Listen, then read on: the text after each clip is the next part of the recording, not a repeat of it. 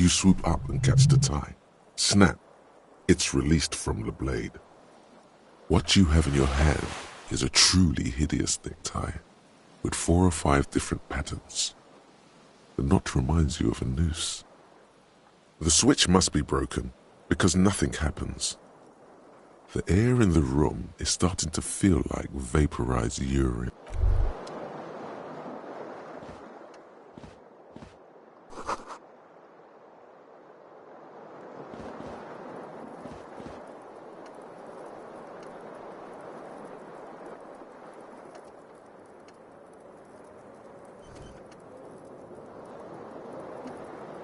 You hear a jingle.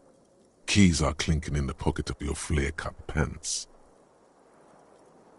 It says, whirling in rags, on the aluminium keyring. There is a single key on the ring. The number 1 is etched on it.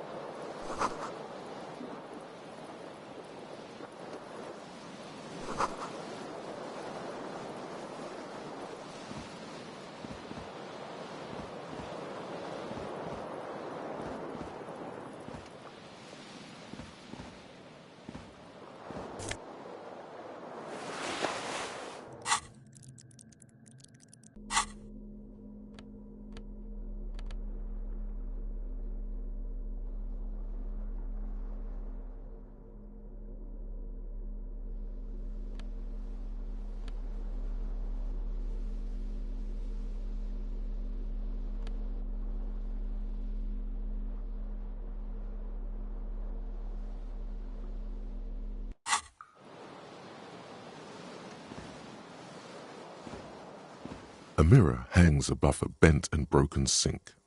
In a fierce discharge of hot water sprays from the base and steam. Suddenly, you realize you have no memory of the face that awaits you there, underneath the soft vapor. Really, all recollection of the person you are, the people in your life, and even the world you're in has drowned in a sea of blood alcohol. This was no mere night of drinking. It was a deluge.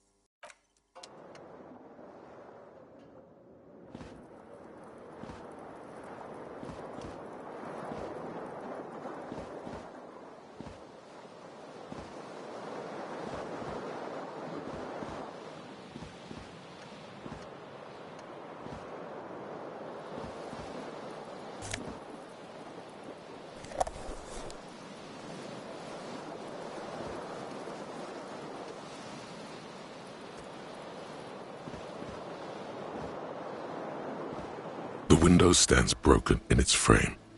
Cold wind blows in.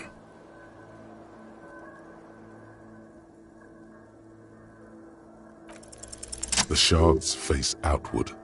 Whatever broke this window came from the inside. A fine web of scarring covers the back of your right hand, but none of it is recent. More likely a projectile than a held object. There are no fragments on the floor from pulling a tool back in after impact.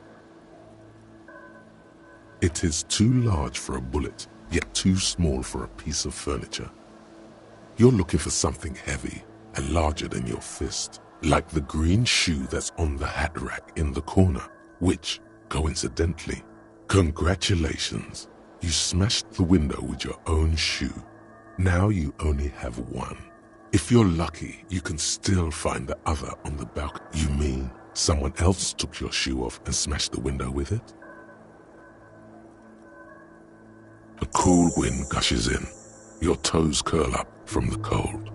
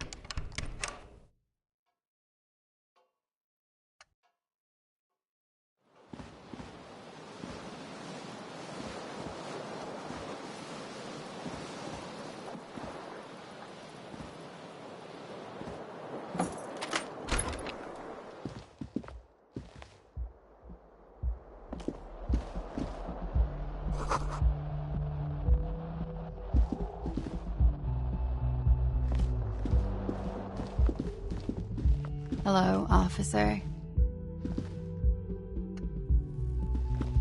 The young woman raises a cigarette to her lips. Her eyes are brown and her face is speckled with birthmarks. She can't be more than 28.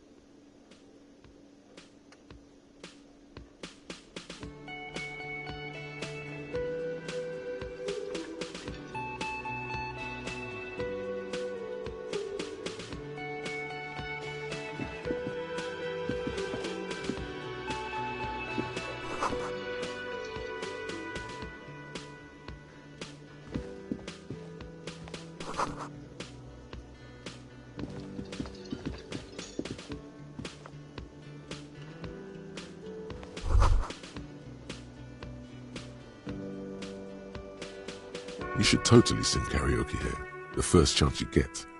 Your emotions need to be expressed. People need to know your vast, oceanic soul.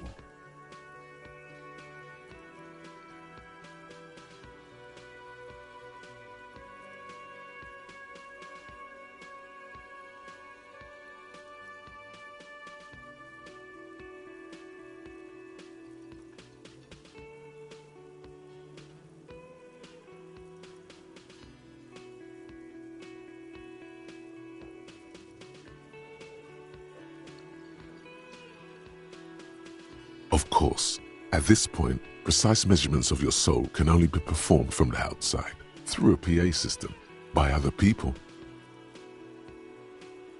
You should sing the sad small church song from that tape you found. Thought it was obvious.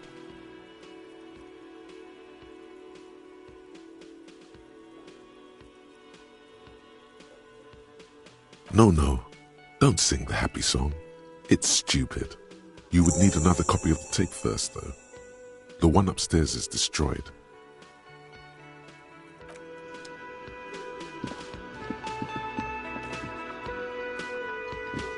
A man in his late 20s stands behind the counter, inspecting a stuffed seabird. As you approach, he gives you a sideways glance. That was disdain in his eyes. Even now he's purposely ignoring you.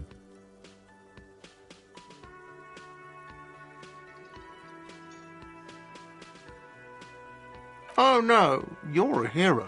A real hero cop. Could the massive property damage upstairs have anything to do with this?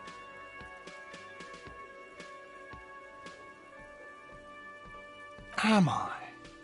Or did you ride in, take the body down, solve the murder, and not trash my hostel room?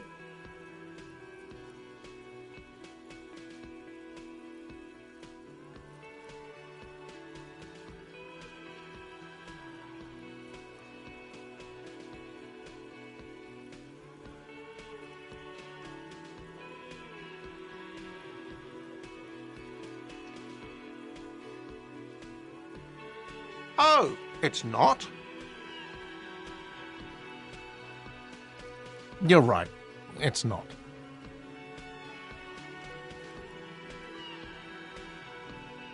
A competent work of taxidermy.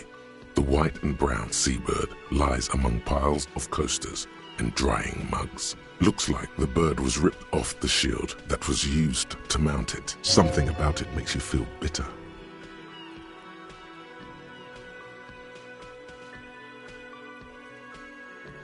Look, your buddy is over there. Why don't you go and talk to him, okay?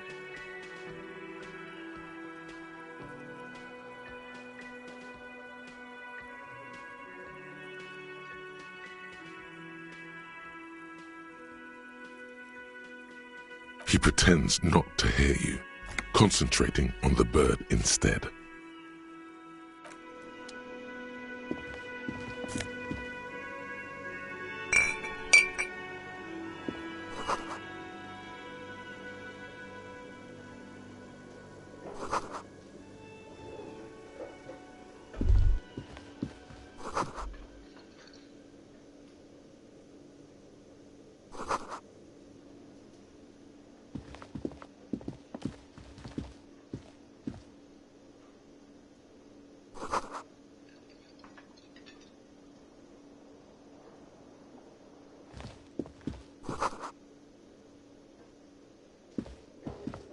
Hello, sweetie. You shouldn't keep your colleague waiting.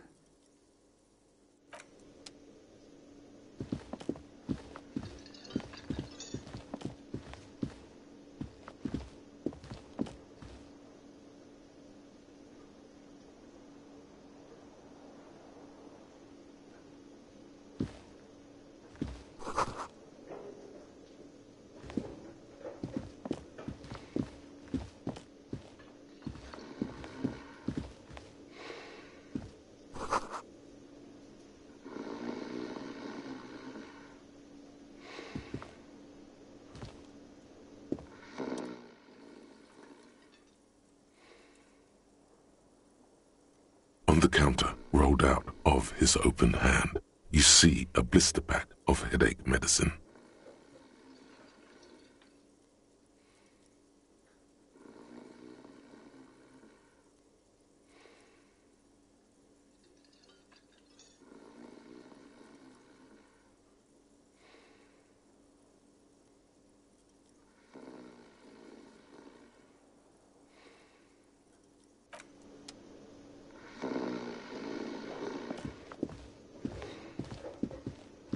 A bespectacled man in an orange bomber jacket is tapping his foot on the floor. Looks like as you approach, he narrows his eyes. If an assault were launched on this building right now, if the windows came crashing down and the whole world descended upon you, this man would hurl himself in death's way to save you. You are sure of this, but why?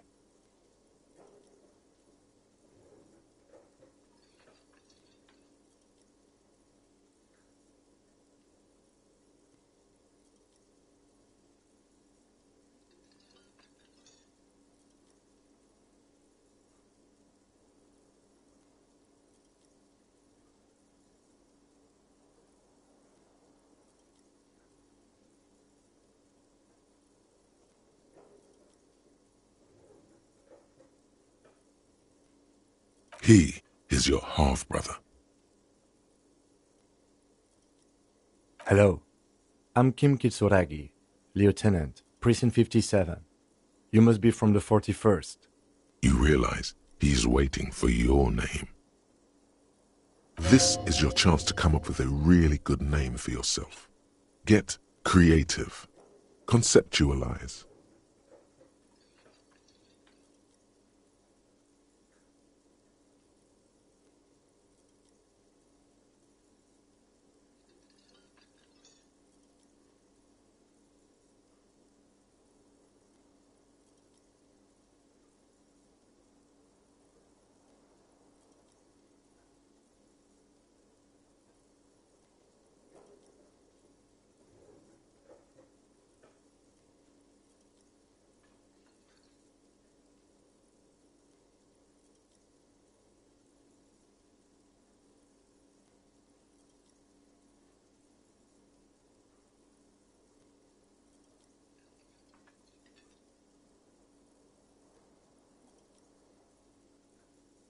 Okay then. It looks like we had a little scheduling error on Sunday. Saturday too, actually. Have you had time to talk to the manager here?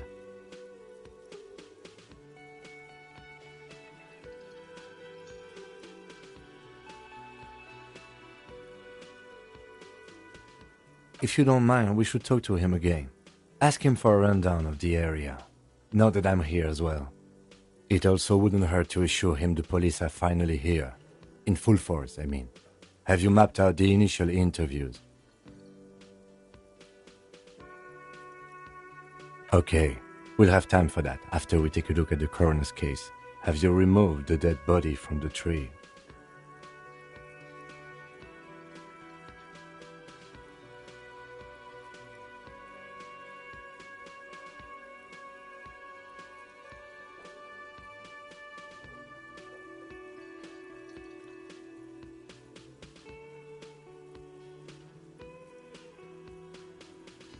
Sure, but did you take it down from the tree?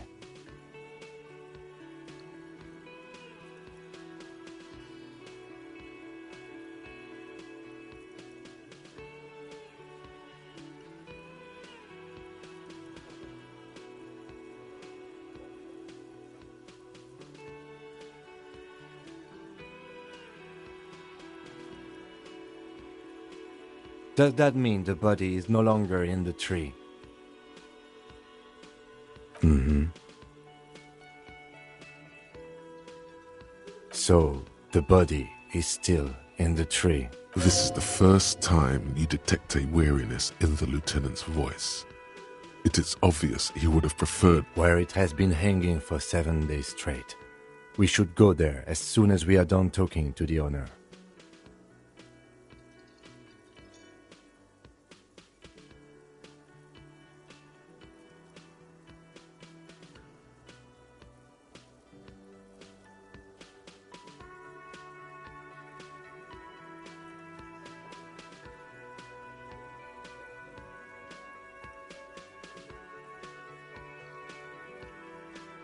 I can see you drank last night and the night before, and that you are still drunk now. But I have seen officers go through worse. If you need something for your headache, there is a general store nearby. But as I said, the dead body should be our #1 concern.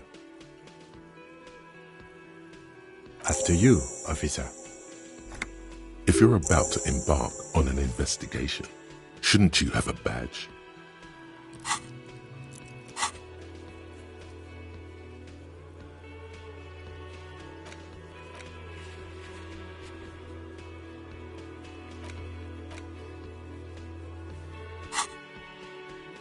You mean you don't have a badge?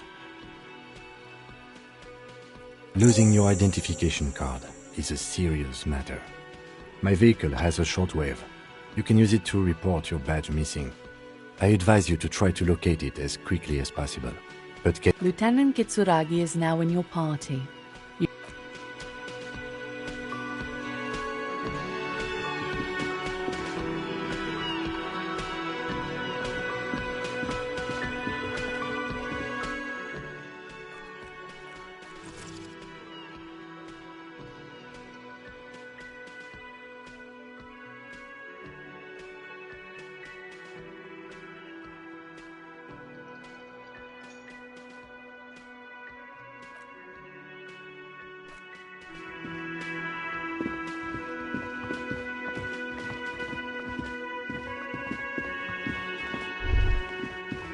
That sugary black rum stain on the counter makes you teary-eyed with joy.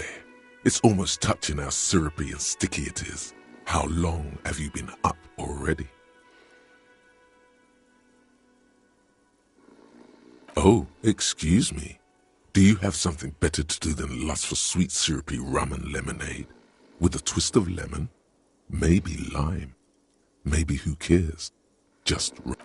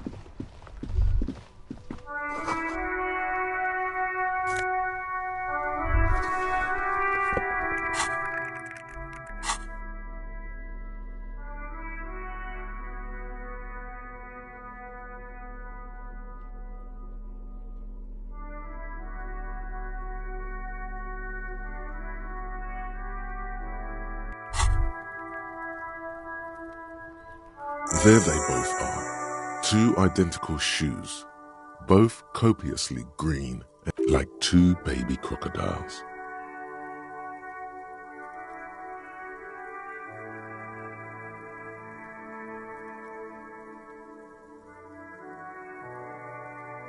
Good, they're balanced, comfy. Feels like the only good thing about you right now.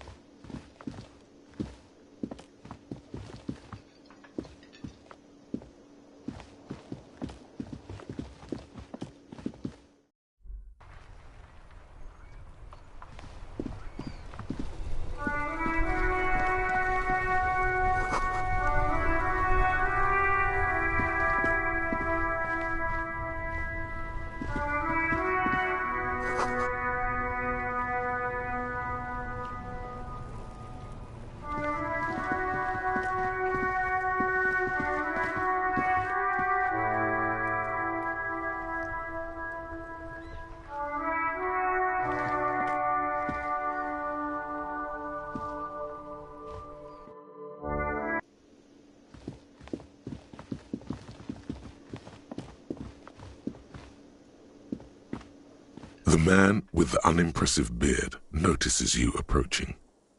Mr. Gart, right? Yes. I am Kim Kitsuragi from Precinct 57. This is an inter-district investigation, so joining me from Precinct 41...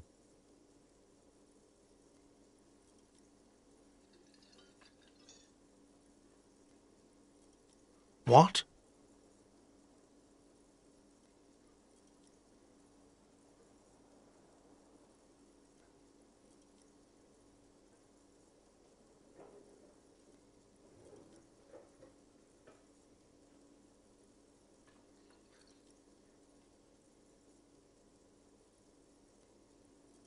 I have no idea what that means.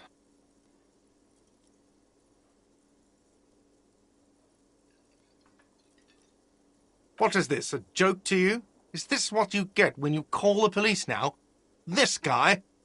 We've been waiting for a week here. Sir, I understand your concern, but we are here to do a job. And for... Yes, of course.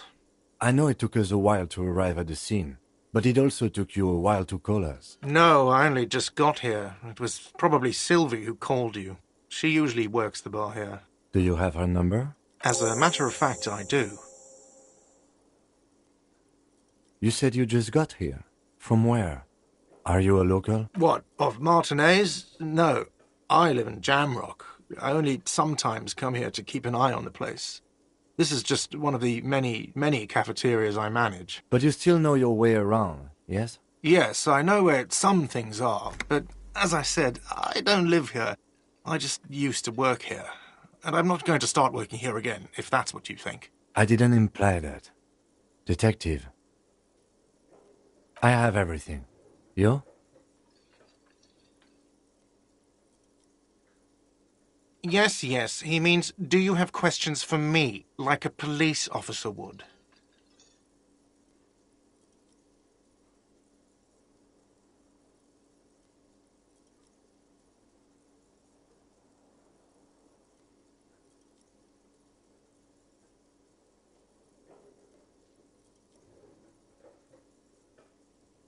She went away because none of your business. Does she? Maybe she does. Maybe she pertains to the apocalypse. Sylvie is not here because I asked for her number. The dead body out back didn't help either, but it was mostly me. I hope you appreciate that. Thank you.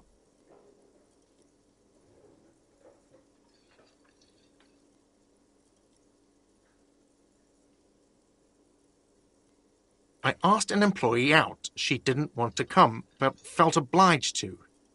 It was a bad idea. Now, what is so goddamn fascinating about that for you? It's got nothing to do with the lynching.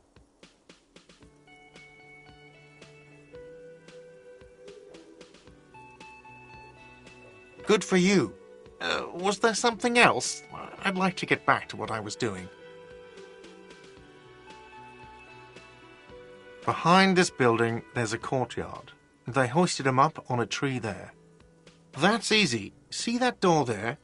First you exit through that. Then, to your right, you should see a big hole in the fence. A really big one. You can get to the courtyard through there. Does he want you to feel guilty of making that hole? It's implied in his voice.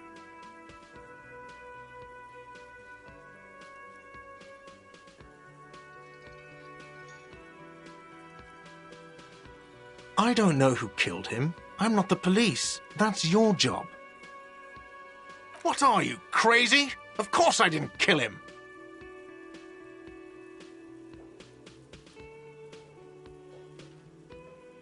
Let's go. Not so fast. You owe me 130 real.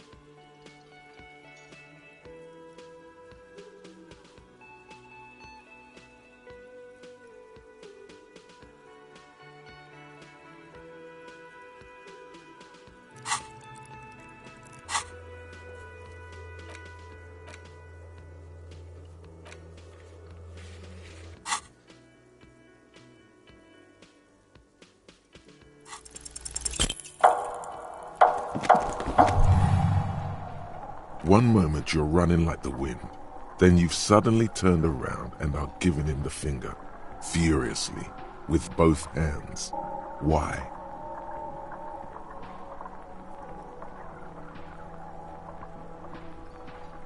Watch out!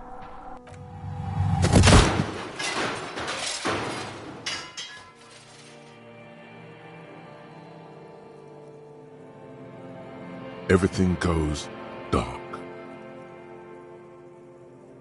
Back so soon.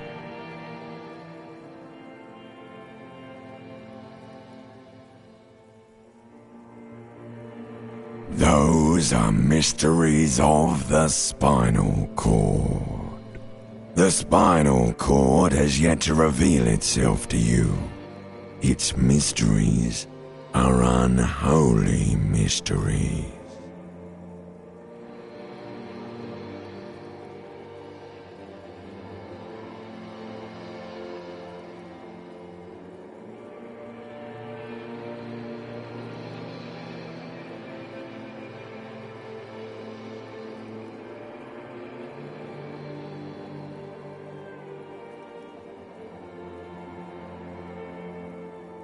You are way cool. Cooler than the bottom of the sea. Too cool for this world.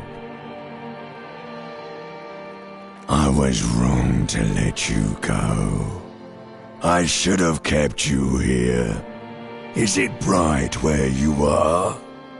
Is it terrifying? Have you felt the love?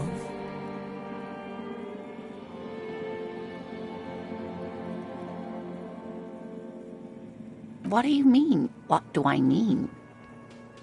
Are you okay?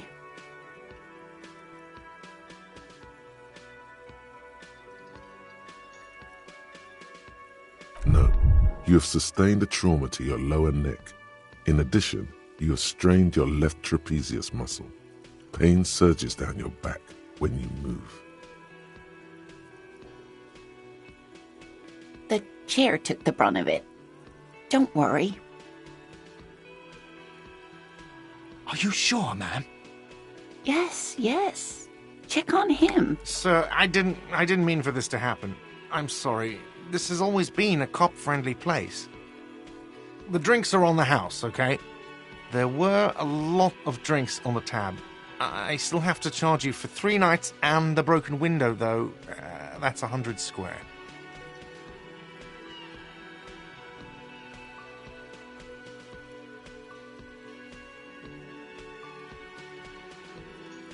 Not entirely cool.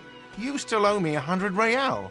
If you don't have it by tonight, I can't let... And for God's sake, watch out for yourself.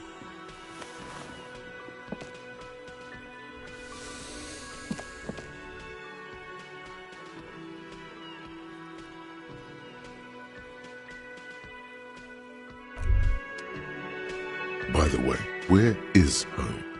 The address is coming up blank. And this place, but you've been at this hostel cafeteria for only 3 nights. Where were you before? You had to be somewhere.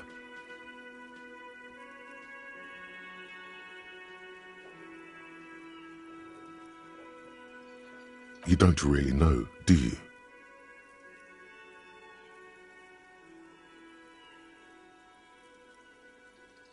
A vague, blackened image doesn't sound like somewhere you can stay if you run out of money.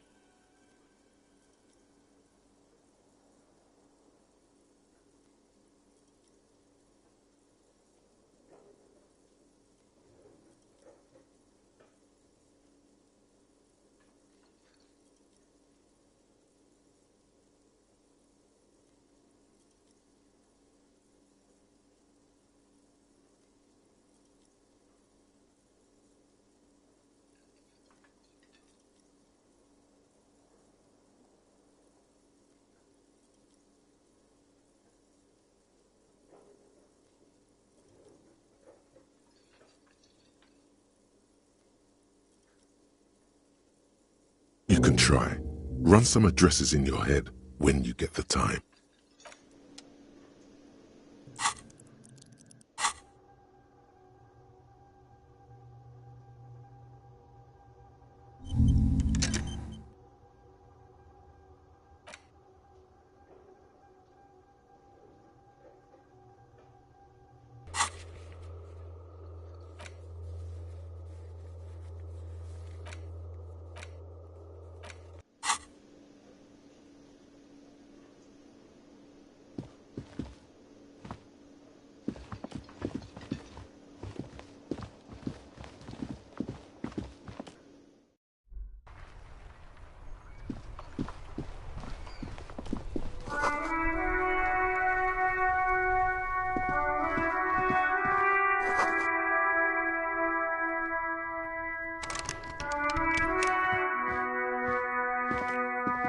An old call box with a matrix of push buttons lists all the companies in the East Delta Commerce Center.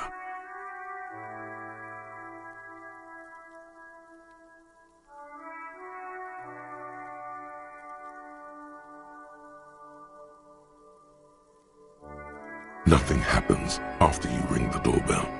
They don't want to talk to you. This button looks new, but someone has removed the name. This button looks new. It's probably not connected yet.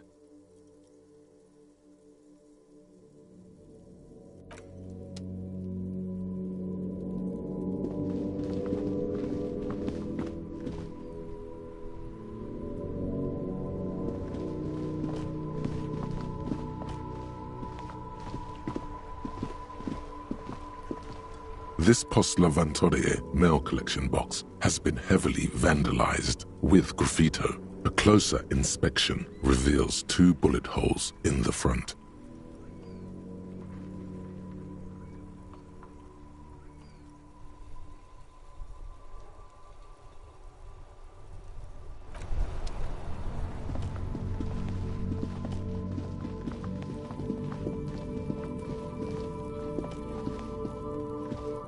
You see a set of tire tracks in the brown slush that covers the plaza mosaic.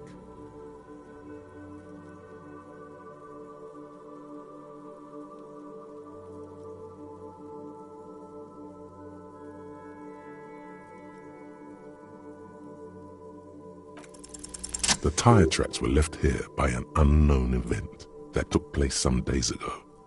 It's a message, written in the language of burnt rubber. Some of that rubber stuck to the tiles right in front of the whirling-in rags. This is point A, and then accelerated straight into the fence, left a hole big enough for the Franco-Nigerian cavalry, according to the cafeteria manager. Why that pang of guilt again? The driver proceeded to back out of the yard, barely stopping before hitting the adjacent building, before heading south.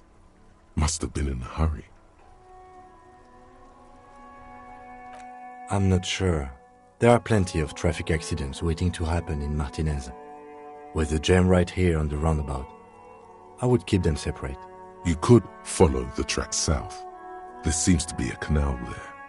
See where they went, if you find the time.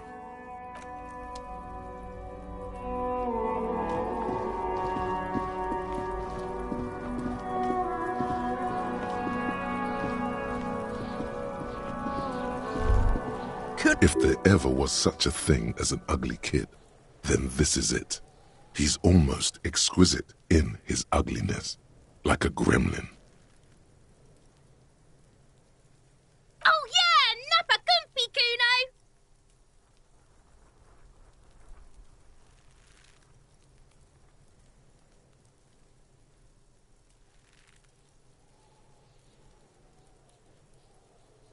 Can't talk, pig. Shit's coming up strong. Throwing rocks. Shit coming up strong. That sounds good. Joyous. You should hang out with this kid and see what that juicy shit is all about. I mean drugs. The kid's on drugs. Yeah, Kuno! Ride the lightning, Kuno! Kuno's riding it, see? The rake, Kuno! You should throw the rake at him, Kuno! The fuck does Kuno know what a rake is? Kuno's not a gardener.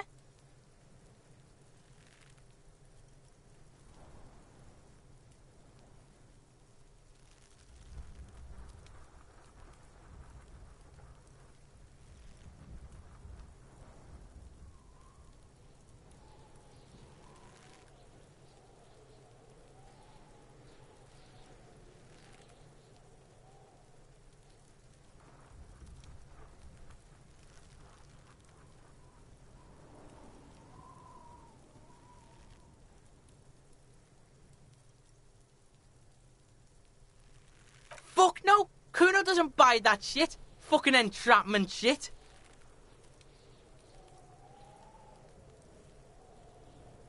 The fuck are you talking about? He's calling us Kuno! He says we're fucking each other!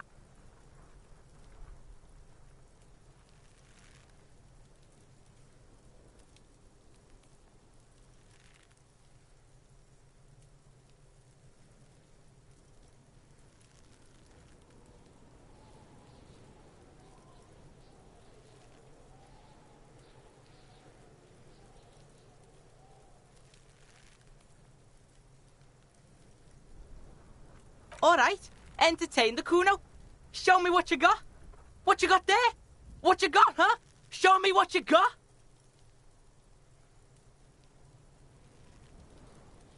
Right, pig. This is where Kuno plays with his little wooden choo-choo. Fuck do you want with it? Yeah, whatever. Kuno doesn't give a shit. Shitload, pig. What's your question? Don't tell the pig shit, Kuno! If I were to want to waste my time, which I do not, I would ask them who he is, how he got there, and the usual.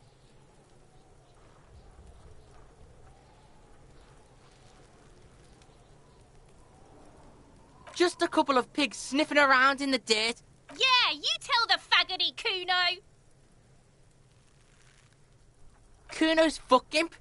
Kuno uses the fuck imp for target practice.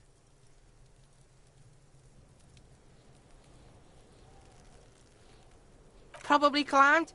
Kuno was busy down the road when that shit went down. You heard Kuno. Kuno wasn't even in Martinez. Kuno wasn't in Revachol.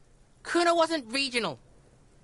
I don't know. Some fucking Mesk or I don't know, some other place.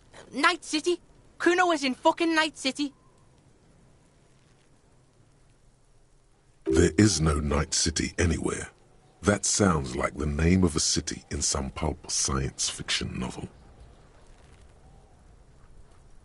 Why you gotta be riding Kuno's ass? You haven't been where Kuno's been. You wanna know where Kuno was? You wanna know what Kuno's been fucking up to? Oh, don't tell him that, Kuno. It's lame. It's not fucking lame. Kuno's building Kuno's City. Night City. Rage City. The City of Rage. That's it. And it's not lame.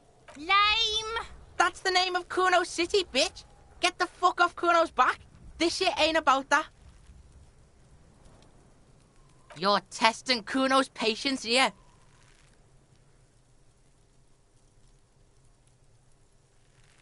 Get lost,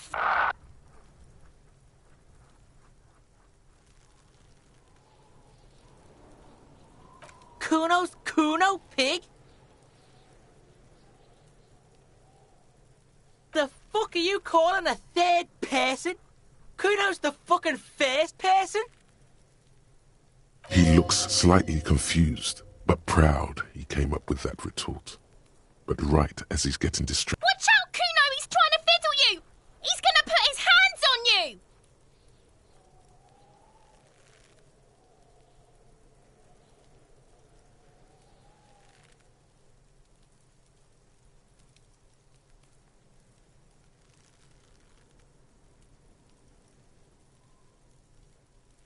Help! Pig's got Kuno! Help! Rape! Help! He's got the Kuno, help!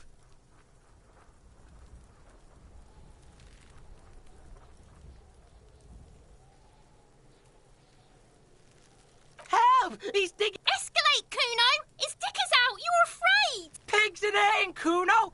Somebody, please!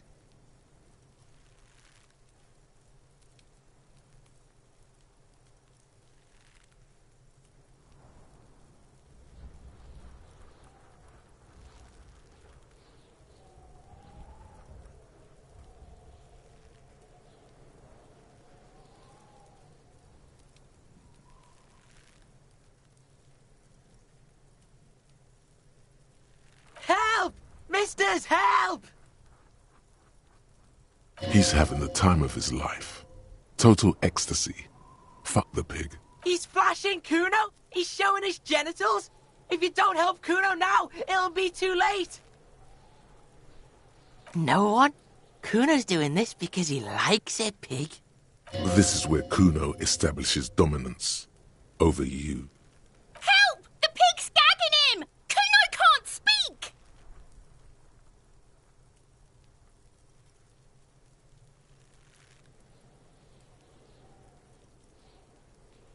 You put him up to this yourself when you decided to talk to him in the first place. Listen to your friend.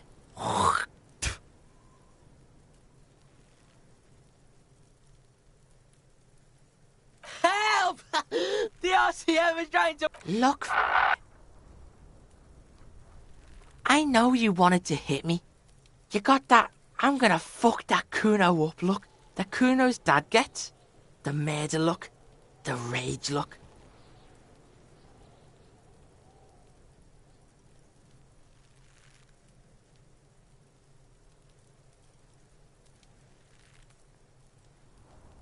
I can.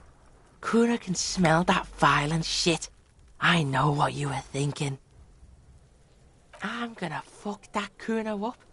I'm gonna shut his shit down. You're nothing. You're a joke to Kuno. Kuno laughs at you. King Kuno!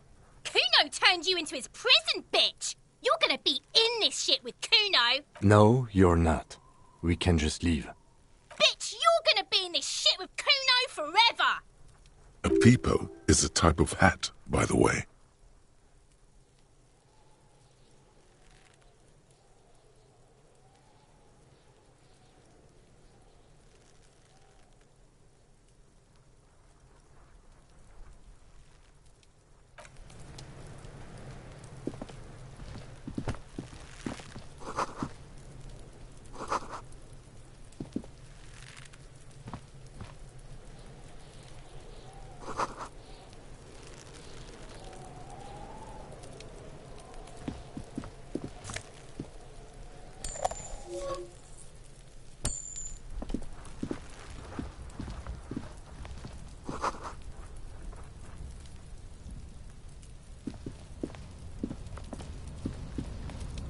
inconspicuous pile of the roofing material, Eternite.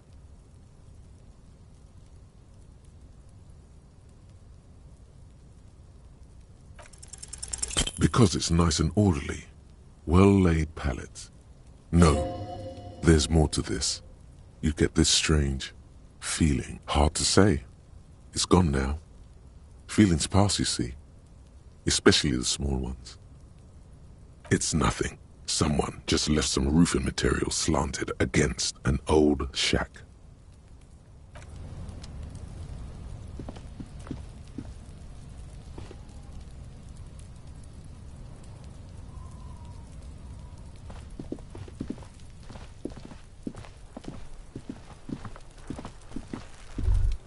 There are several footprints in the mud, left by work boots.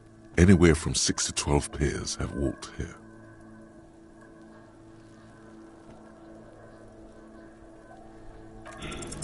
What do you think you are?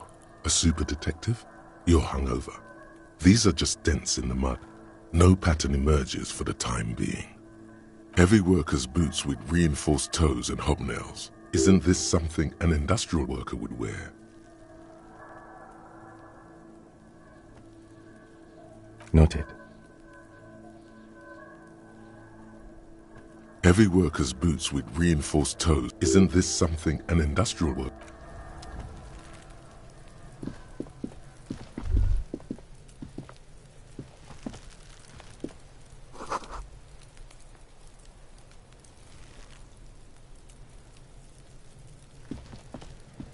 The corpse looks at you with bulging white eyes. The face around them does not look human. It's swollen and ready to burst. His lips are fish-like. You seem to be holding your breath. A cargo belt twists his neck at an unnatural angle. The body below appears stiff. It's letting out an ungodly rot. The smell seeps in even through your clenched nostrils.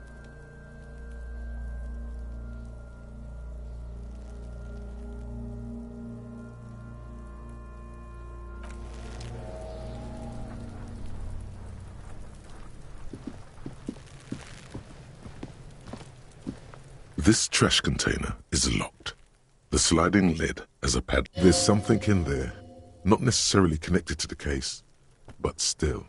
The body is downwind from here. Maybe you prefer the smell of garbage to the smell of death.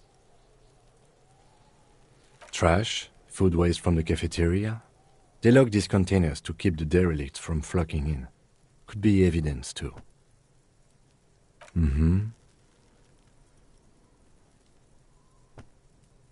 We could try using a pry bar. There's one in my motor carriage, or we could ask for a key from the manager of the Whirling in Rags. He probably has one. The body is downwind from here. Maybe you prefer the smell of garbage to the... The lieutenant leans in to inspect the lock.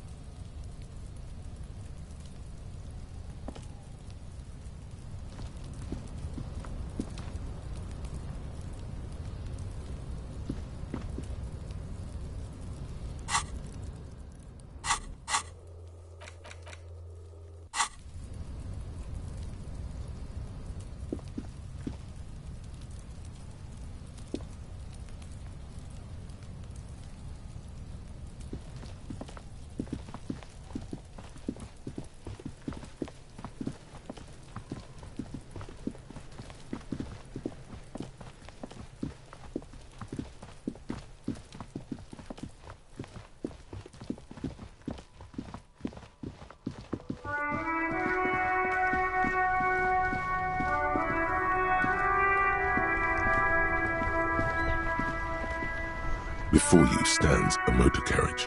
The bodywork is covered in blue and vapor emanates from the large engine on the back of the vehicle. This must be the infernal machine that tore you from oblivion. In the cabin, you are welcomed by a set of steering levers, a radio microphone on a hook, a pull-out toolbox under the seat, and the soft glow of the fuel preheater gauge.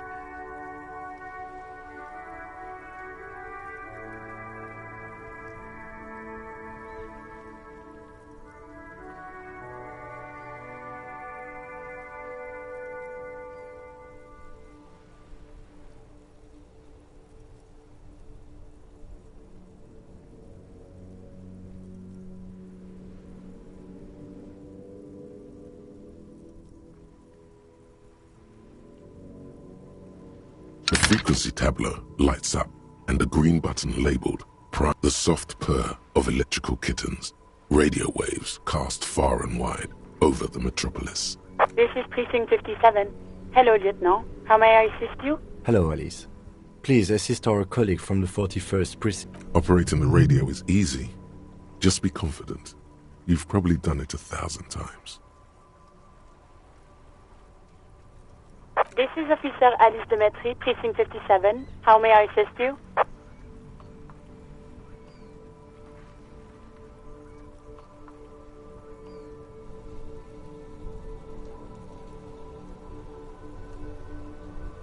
Just a second, officer. 10-2, 10-5. This is... A scrawny old man sits in a dusty cubicle, smoking, with a large white rectangle sewn on his vest. The man uses relay code. You've got this. You're a cop. And cop... 10-4, message received. 10-5, relay message. What's your status? 10-18, state your message, sir.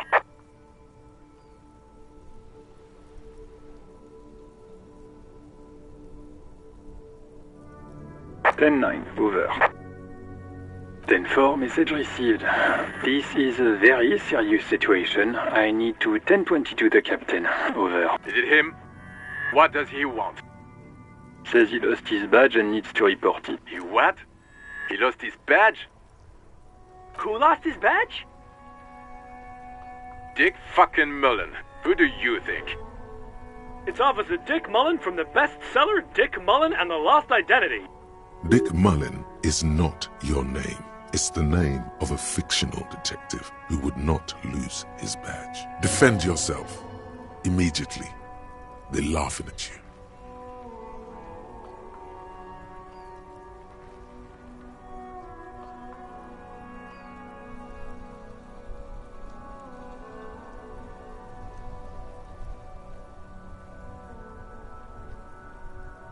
Ten-4, I hear you, officer. I'm just going to make a note here that you are in pursuit of your misplaced badge. Over. Fuck me. Mac, come here. You've got to hear this. What's going on? Super Cop here lost his badge. He lost his what? His badge. He lost his goddamn fucking badge. 10-9, come again. I didn't get that. Over. New heights even for Captain Sober. Ask him. Ask him if he's lost his gun, too. Sergeant Orson wants to know if you lost your gun, too. Over. Check your pockets. Check your... Holy fuck. You don't know where it is, do you?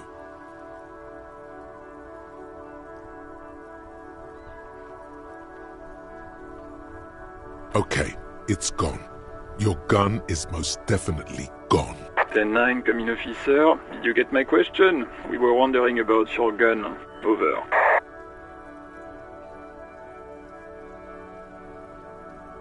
10-1, you're breaking up. 10-9, repeat, please. Over.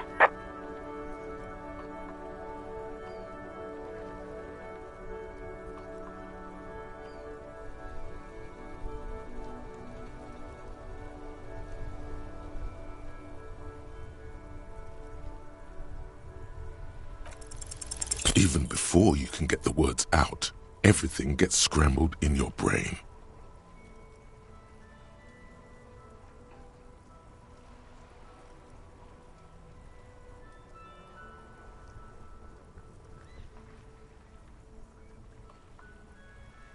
He says he didn't lose his gun. Or his fun, whatever that means. Ask him to describe it. His gun, not his fun. Just the gun will do. Satellite Officer McLean requests a description of your weapon. Oh, request a description, huh? We'll give him one. Describe the plasma gun.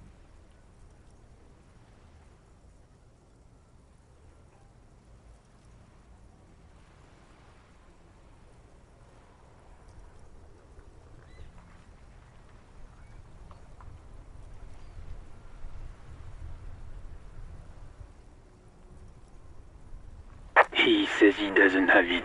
Dear God, he lost his gun. Oh. This isn't really a laughing matter.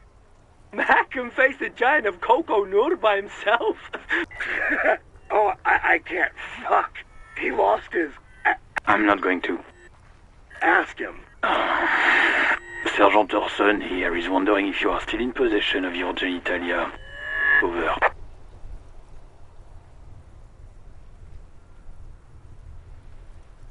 That's a negative. Not going to say that. Over. What's he saying? He said he sodomized your mother. The prick ate Mama's vanilla waffles at the captain's birthday party. Sure have vanilla waffles? Shut up, Chester. This isn't funny. Tell him to apologize right now. Sergeant Orson requests that you apologize for the claims you made about his mother. Over. Mac, he says you shouldn't have antagonized the Firewalker in the first place. Who?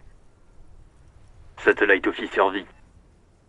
I'm afraid he might be referring to himself as Firewater, sir.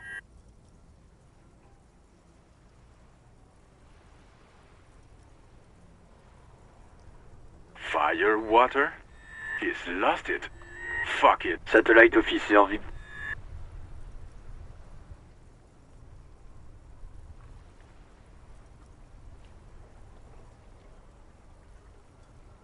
Then for affirmative, officer is in pursuit of his firearm. Oh God, Officer, do you need further assistance? Over.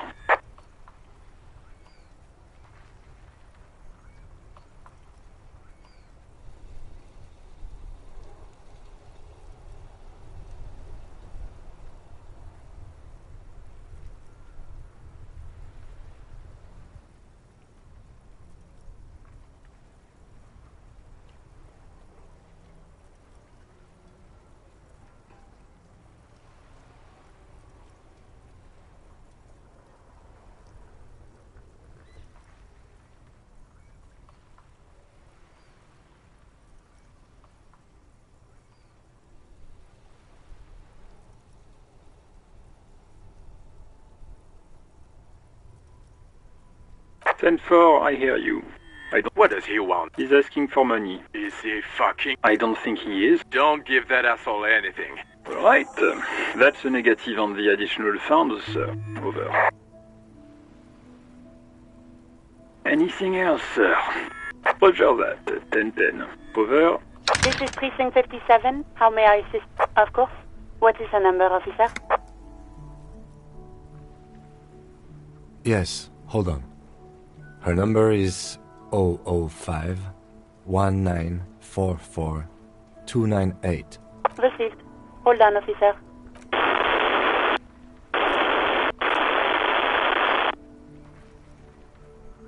Lieutenant Kitsuragi slowly begins to tap a little rhythm with his right foot.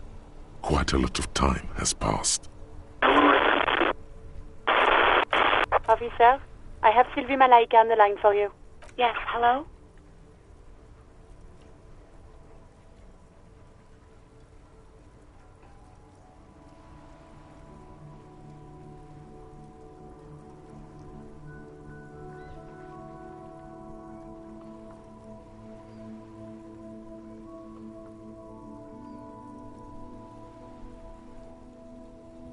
Oh, right. Hello, officer. What can I do for you? You can hear resentment in her tone. She's not thrilled to be talking to you again. There is no resentment in her tone. She wants you to ask her out. No question about it.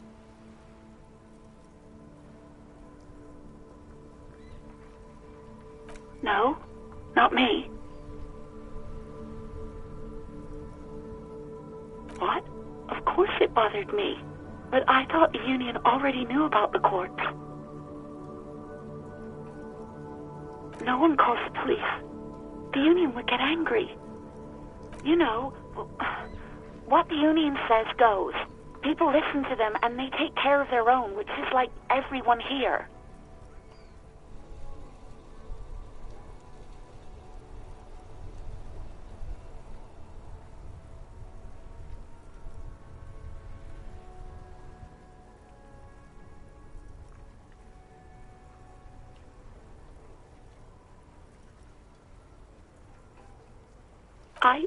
I didn't want to get in trouble with the others. Push her further. Show her the error of her ways. No, don't push her. It sounds as if she's about to cry.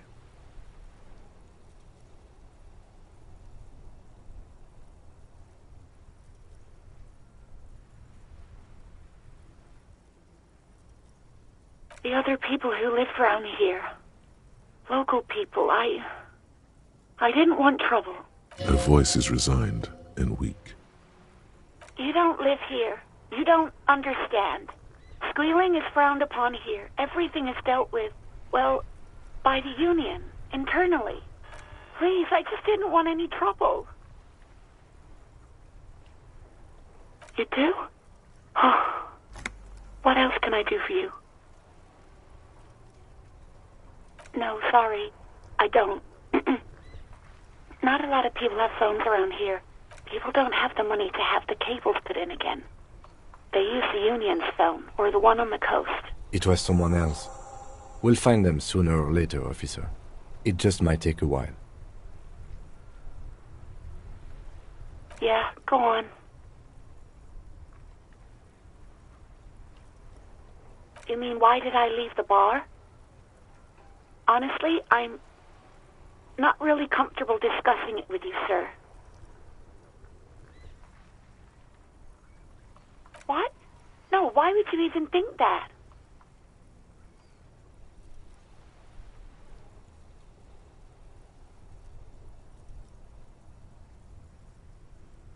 Please, don't bring Gar into this. It's none of your business.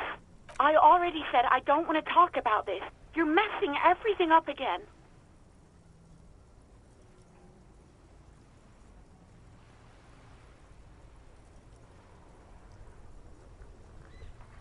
Please, no.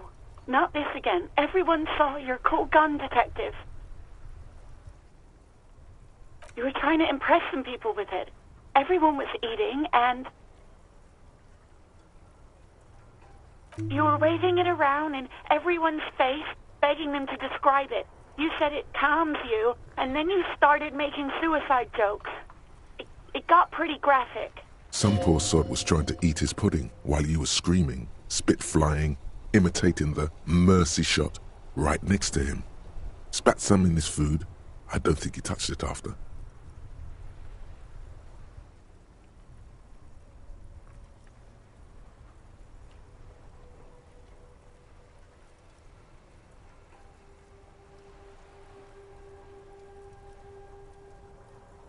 No idea.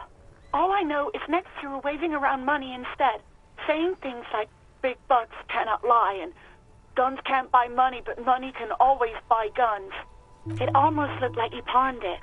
But believe me, I did not ask.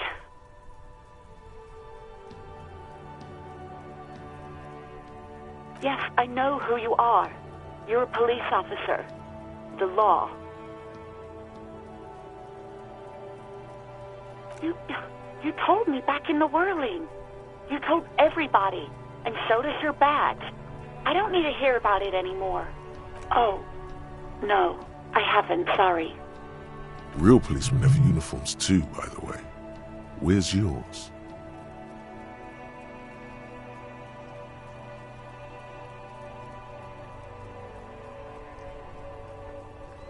He's in plain clothes, voluntarily. It's different from not knowing where your uniform is. There are officers who wear the signature Perseus black uniforms to the highest ranks in the RCM and end up buried in them as well. Others do it more casually. Looks like you're one of them.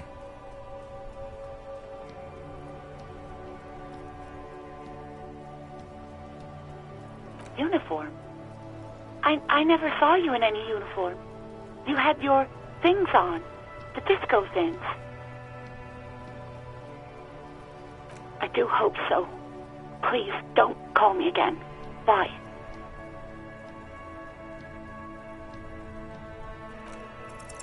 Yes, you have obviously done something to upset her at the Whirling in Rags, when she was still working there. I'm not mad, it's just... You were so drunk and so emotional all the time, and then the skua thing happened. It just made me want to quit.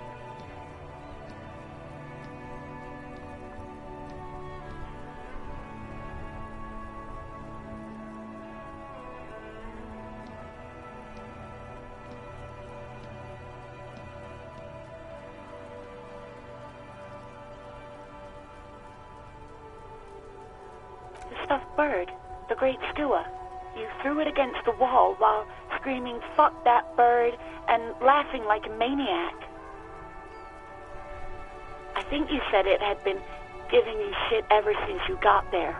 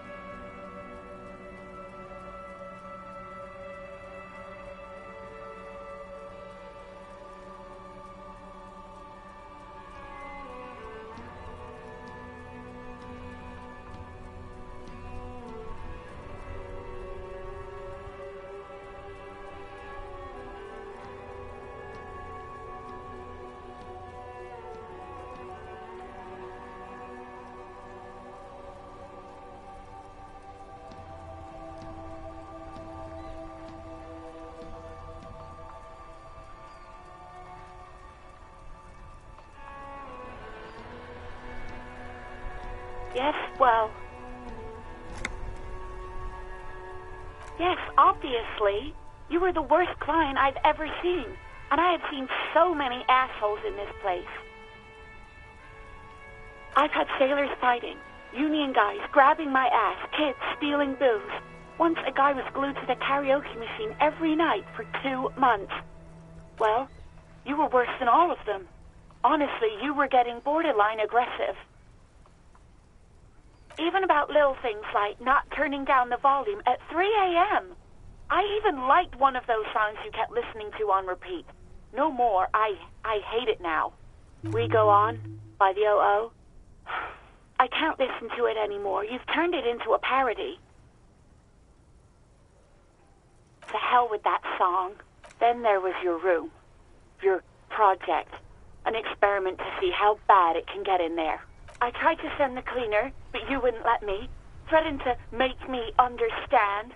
I had no idea what you meant. And then screamed something about how you're a piece of shit human being and why does anyone even let you work as a policeman? That you'd fire yourself, but you can't even do that. And then I had to deal with your toilet. The one you clogged with police documents, causing water damage downstairs in the kitchen. I won't even mention you waving your gun around, harassing customers, threatening to sing karaoke. The ones I had to rent. Damn it, I don't remember what I did to your damn papers. I don't remember, especially when there's a hurricane loose. It's your fault for losing them, not mine. Something in you wants to immediately forget about this, as if there was a reason you threw them away. No, you really weren't. You were simply the worst.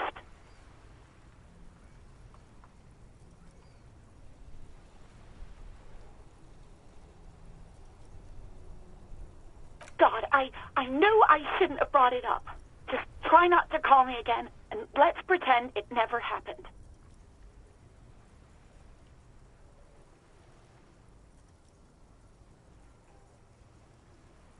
Wait, really?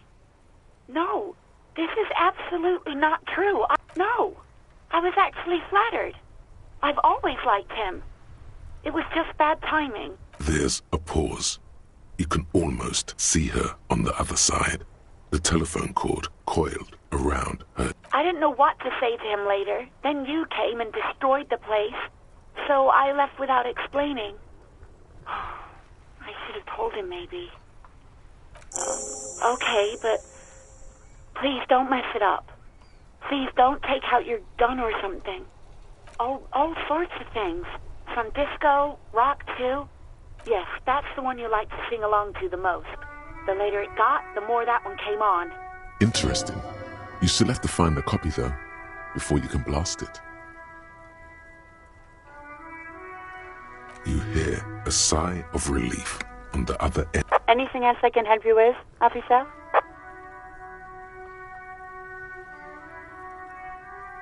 '57's over and out.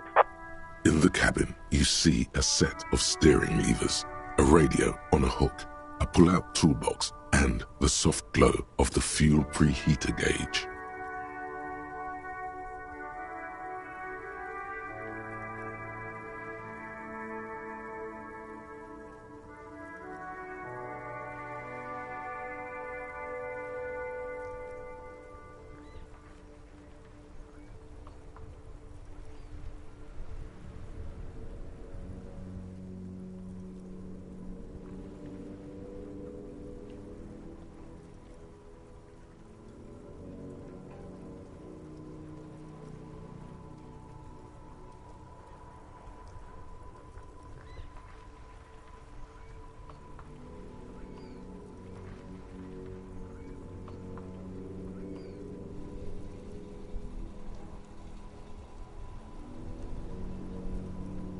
A metallic drawer slides out from under the seat. Take what you need, officer. It's going to be a long case. I'm not protective of my tools, like some men are. He's clearly a little protective of his tools. But what can you do? Work is work. The pry bar feels nice and cold in your hand, useful for opening all sorts of doors and lids. The handles are long and sleek. Snap, snap, go the cutters in your hand. It's robust, weatherproof, and well-made. Lets you see things in the dark you would otherwise miss. The pull-out toolbox slides back into its nest.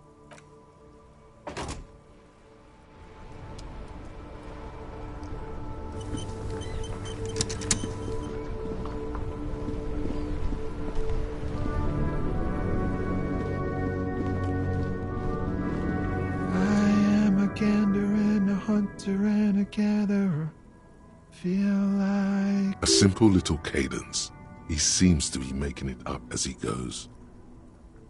From another planet. Hey there.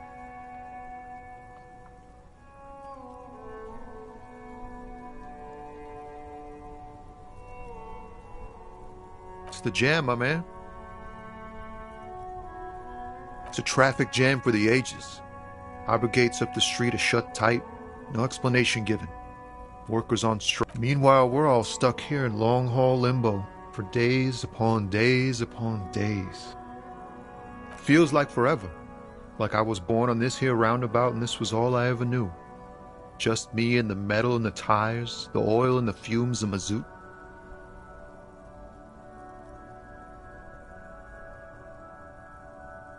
Yeah, imagine.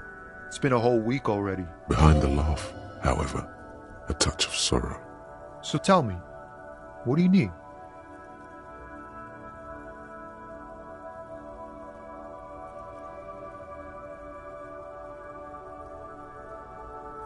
It's like, whatever's going on over at the docks. Workers got a blockade set up, making demands, no way in or out. Some pretty wild stuff, I hear. Like a giant new power crane in half the company? I forget what exactly.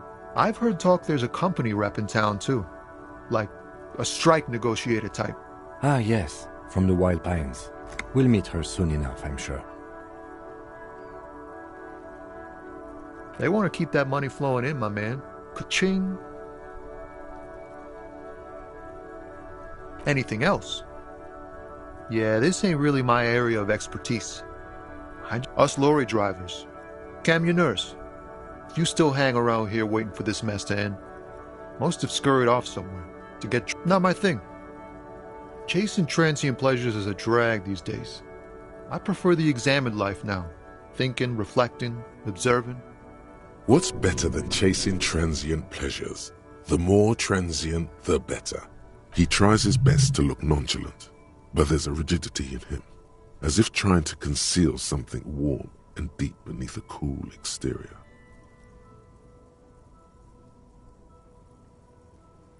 He ain't one of us drivers. I know that. All accounted for. It's easy to see he's telling the truth. He's kept his nose out of the dark stuff.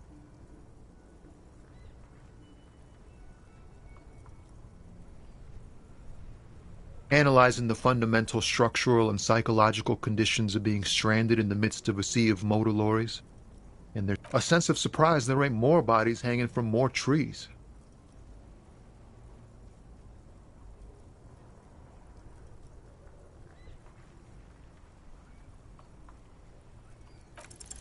In his eyes, an unfamiliar longing. Flecks of brown and gold. It's hard to say. His gaze wanders southwest, down the street that goes beyond the horizon.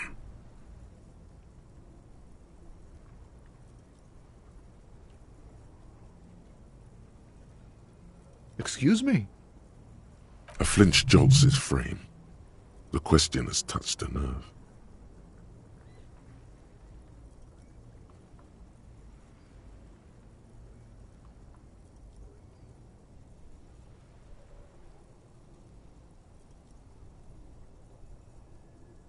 Man, I don't know what to say. Not much anyone can do. There's no helping in absence, you know. I miss my family.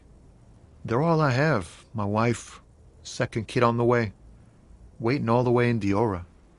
And here I am stuck in this shit, so far from home. Diora of the Seven Seas.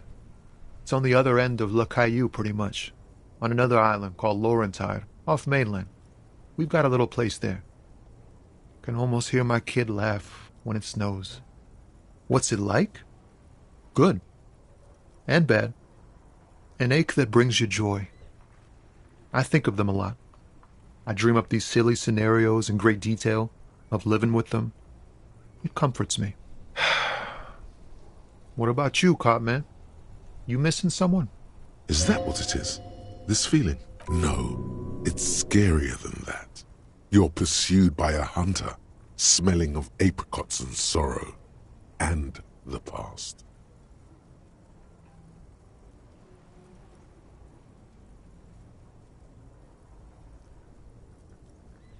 I feel for you, my friend. It's bad enough to know who you miss. Missing like that doesn't feel like it has much of an upside. But, thanks for this. It's nice to talk to someone, and I know it wasn't easy to ask. I hope you find your way through your own troubles. Oh, high-grade narcotics, illegal firearms, stuff like that. Can't even get a few jokes past you, my man. I've got another haul of found cargo. Mostly sporting goods, tracksuits, and that kind of thing. They usually get shipped to Grad in the Occident, though we've been making headway in the Il Moran market lately. We're pals and all, but I can't just freely hand out the merchandise. The bosses won't be happy. This rockin' beauty. Sure is, like a rash you can't get rid of. You interested in heavy-duty cargo machinery?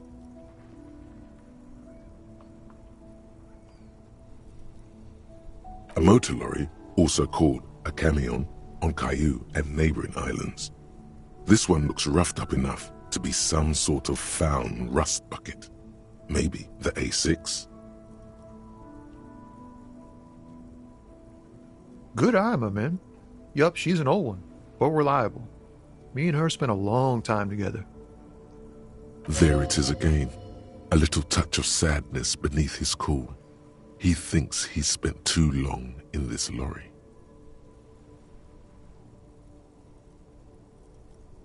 Not unless they've illegalized sports equipment while I was on the road. The man taps his fingers rhythmically against his arm. Don't be a stranger.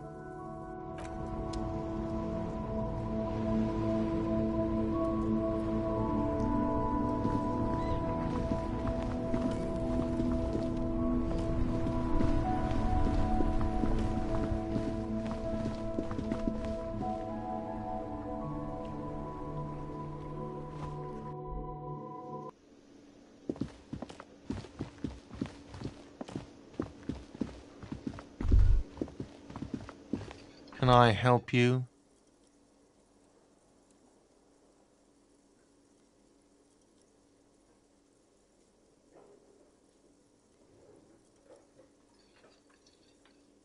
Wait, what?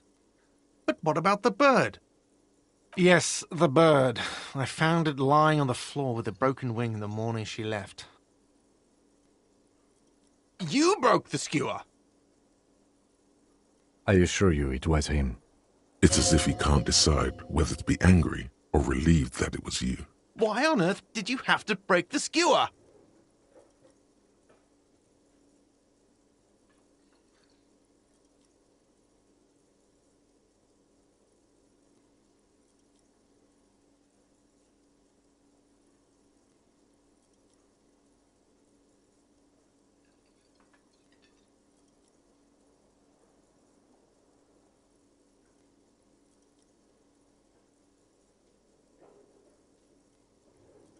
I can't believe it. I was so sure it was Sylvie. Even worse, I thought she was... A tender type of hope. Something stirs in... All right. Did she say anything else? About me, you know? Did she say anything about me? Really? I should give her a call then. Thanks, I guess. Was there anything else you wanted, or... Mine? No, it belongs to the Whirling in Rags. Thank you for clearing that up. Why do you keep the container locked? Why? To keep the hobos and drunks out. That's why. And the neighbors too. I thought as much. And are you the only part? Well, yes. Us... It seems a little callous, doesn't it? Something stirs in you.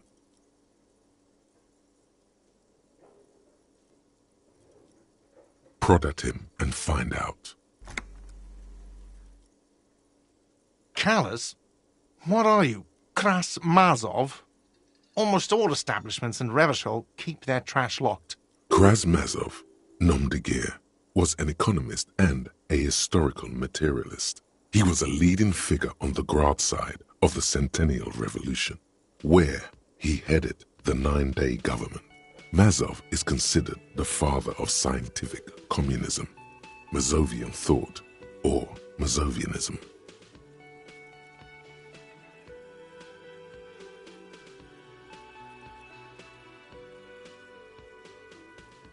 What are we talking about? Was this not about the trash container? Was there something you wanted? What for? Mazov?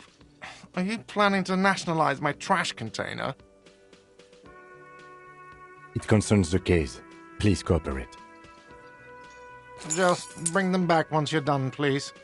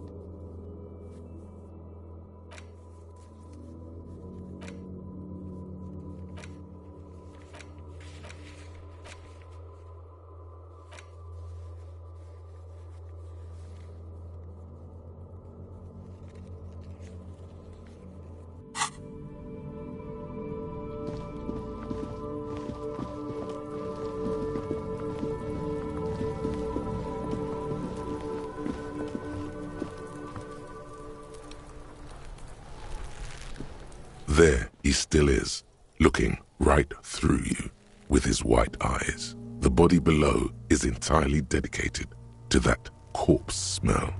Emitting it is all it does now.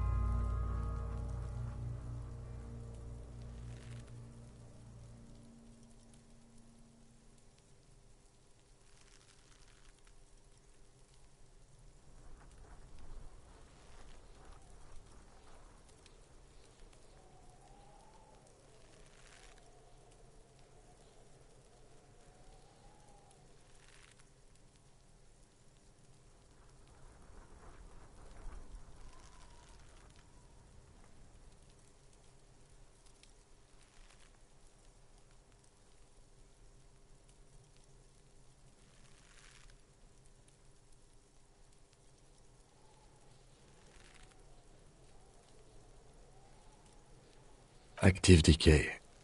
It's okay to throw up, officer. No one is judging. He's about to blow! Cop's gonna blow, Kuno! Active decay. It's okay to... He's about to blow! Cop's gonna blow, Kuno! The smell is repulsive. It pushes in from your mouth, more instant and more familiar than anything you'd expected, more fever than odor. It fills your mind, flushing you from within.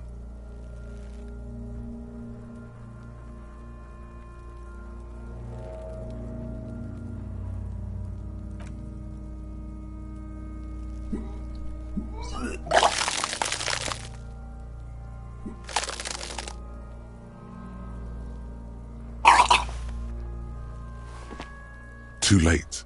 It's impossible to keep in. Your body curls and pushes it out until a pool of vomit lies under your feet and your throat stings from the stomach acid. It's okay. Happens to everyone. Keep it. The hangover is clearly making this worse for you. You could use some ammonia to clear your head. There is Frit nearby, east of the hostel.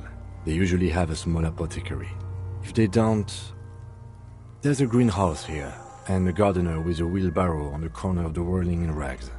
If she works here, she might have something for the smell. Acquiring ammonia will provide a modifier to the white check. Modifiers make checks easier and allow you to retry them.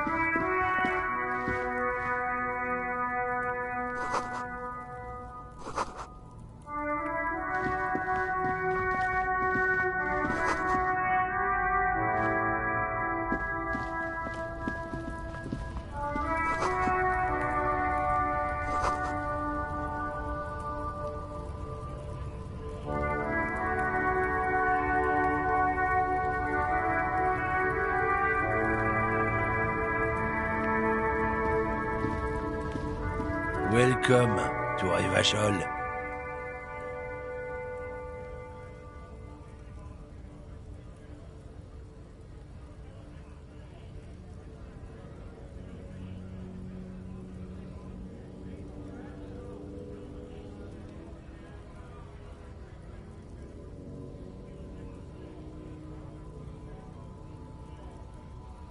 Don't you welcome to Rivachol me. My grandfather came here from a 3,000-year-old racist isolationist culture, while your ancestors came to this island a mere 300 years ago. Every school of thought and government has failed in the city, but I love it nonetheless. It belongs to me as much as it belongs to you. It's men like you who keep Rivachol divided, making it that much harder for everyone to climb out of this post-war limbo. Oh, come on, man. I just said, welcome to Rivachol. It's a lorry driver thing. I know exactly what you meant. You think my kind doesn't belong here, that I should watch myself and behave. But you see, I'm an officer of the RCM. It's actually my job to make sure you behave. I would advise you to remember that. Silence. The air between them becomes tense. Your partner needs backup. Now's your moment to shine.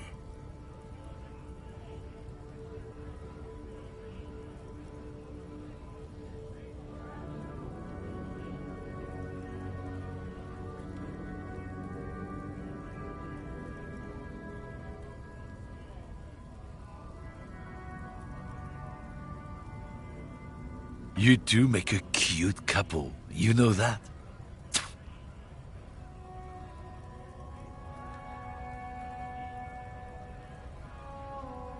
The lieutenant exhales and resumes his regular calmness.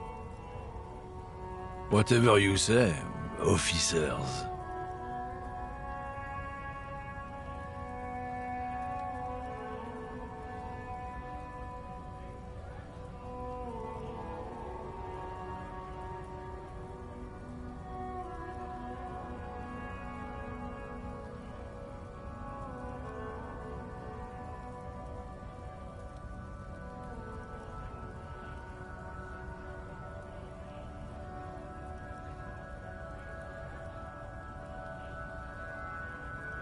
Oh, not much anymore. I'm here to pick up some cargo, but the dock workers are on strike, so it's a sit and wait on your ass situation. The strike? Oh, they've been at it for a while. A month, 2 months maybe. But this here is just the last week or so. Apples. Yeah, apples. I take it you had other questions? He's given you the runaround. Let's be honest, you were bested.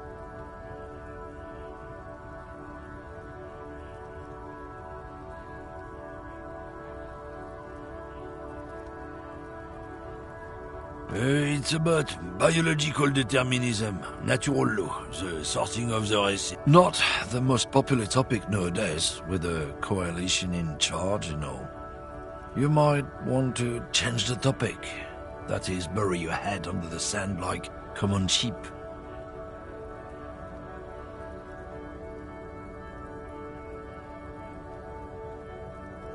I'm not just racist. Look, I've read books, huh?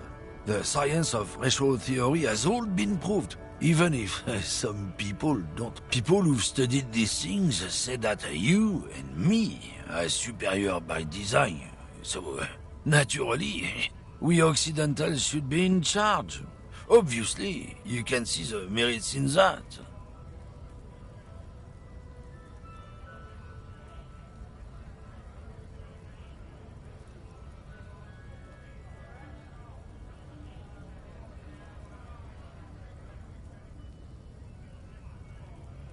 Open your eyes. Haven't you noticed something different lately? An unfortunate downturn, maybe? Huh? When members of the superior race cease to believe in their innate superiority, they stop competing for resources.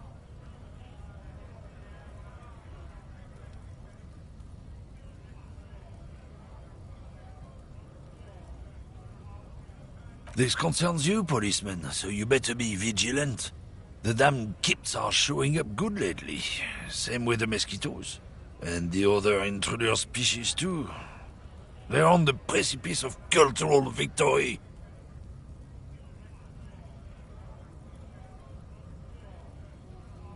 It's true. Also, you need to realize the dangers of mixing races. Who knows what might happen if people don't stay in their birthplace? You might end up with a new sub-race. Don't push your luck, Runt.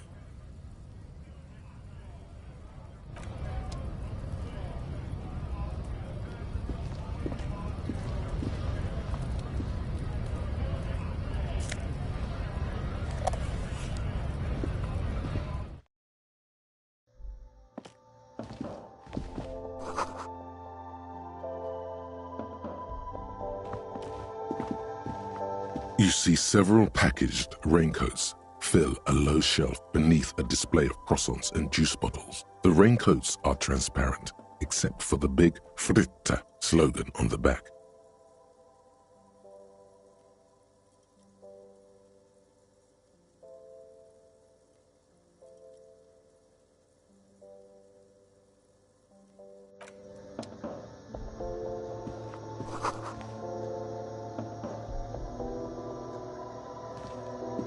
The tear machine stands in the corner. A sign says, 1 bottle equals 10 cents.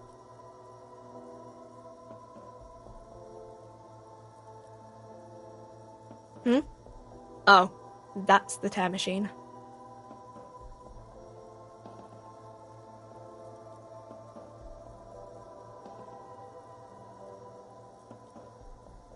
It's a machine for tear. You know, you find tear outside, like bottles or whatever, and put it in the machine, then it gives you money. You need a bag, I guess. We used to have some, but we gave them all out, so...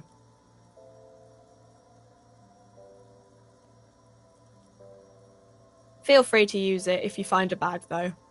I'm sure there are...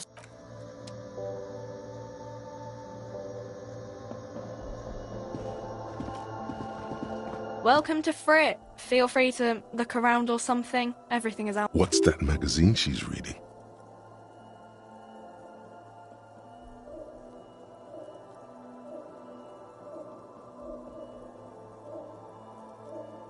You mean this? This is Pop Stars. It's got, like, famous people in it. It's not for sale. Looks like it also has something called Police de la Mode, featured on page 34. This speaks to you.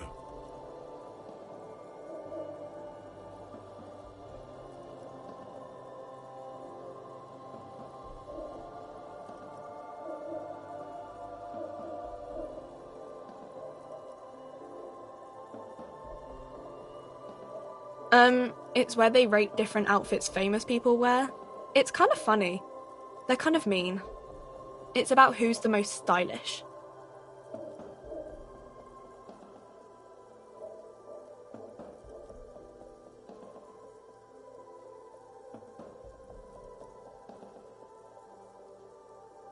Benita. She's a model. Usually it's a model. Or a singer-songwriter. Or a model. We are not the fashion police. We're the real police.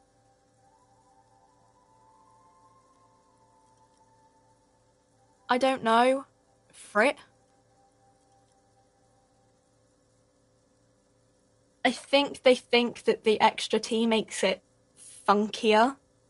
It does. The story goes that normal Fritta, with 2 T's, a men's workwear shop in Vredefort, was already taken. So when Fritta Retail Inc. grew into a multinational corporation, they had to add an extra letter to avoid trademark infringement.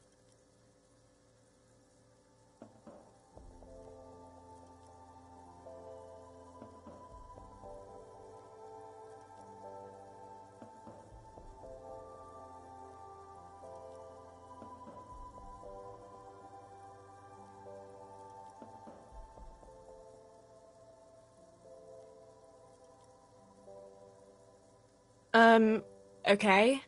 I'm not really supposed to be chatting to anyone, but...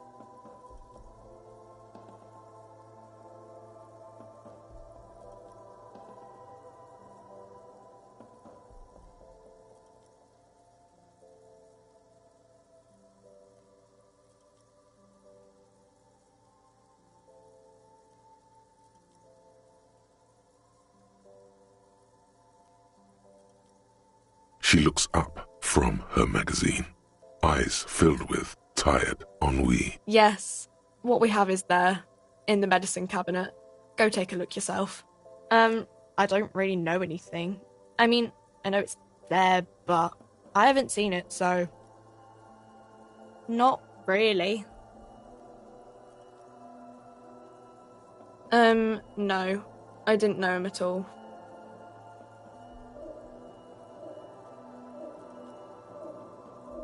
I don't know, really long. I don't know. No need to worry. It's just standard procedure for us to ask around. If you hear anything, let us know, okay?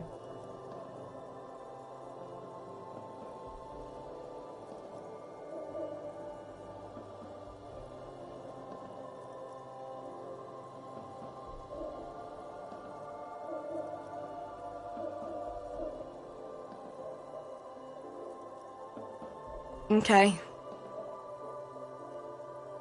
Uh-huh.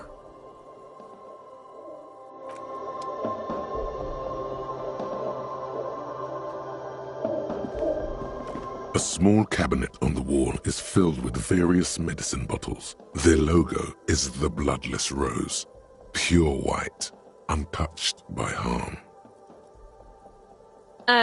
Just ask me if you need anything from St. Baptiste. We don't stock prescription meds, but we do have Nosafed, Duramine, Magnesium, and Hypnogamma. St. Baptiste, you know.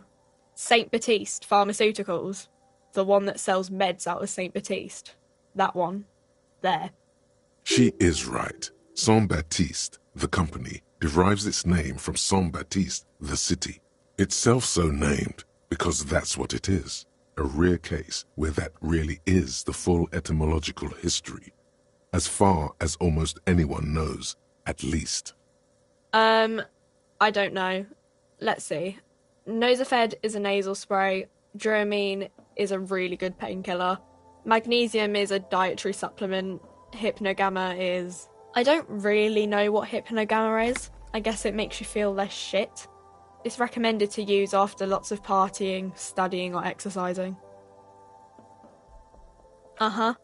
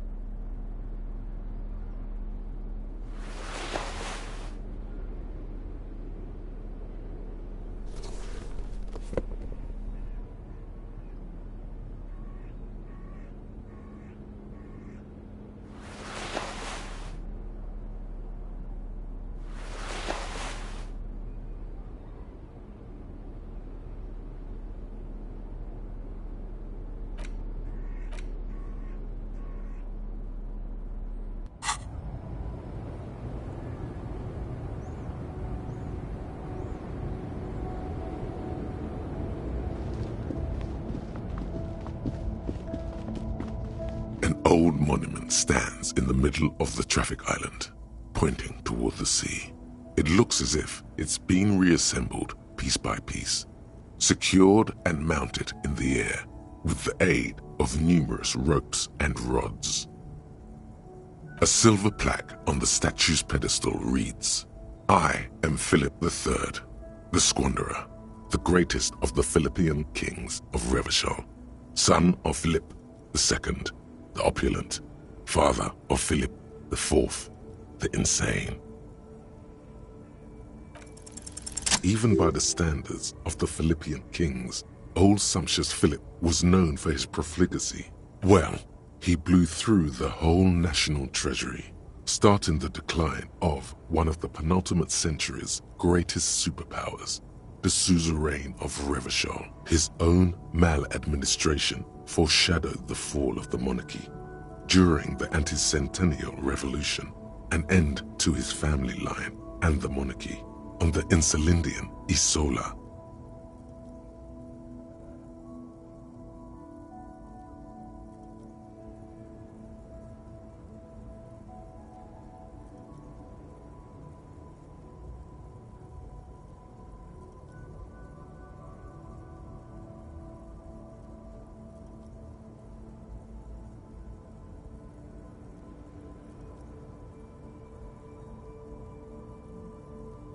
Stories have it that he had his bedroom converted into a treasure chamber, where he stored unfathomable wealth. Krugerrands, he called it the Sol Auron. It was obscene. There were whispers he slept on a huge pile of gold-dipped feathers, like some obese dragon, instead of a bed like a normal person.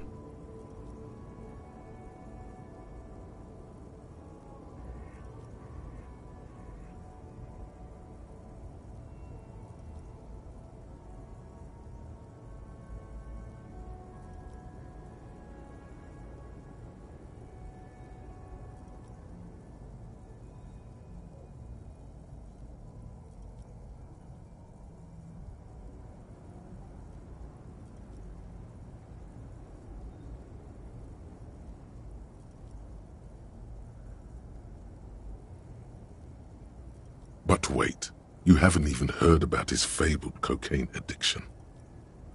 Philip III's ludicrous bronze likeness looks defiantly up into the sky.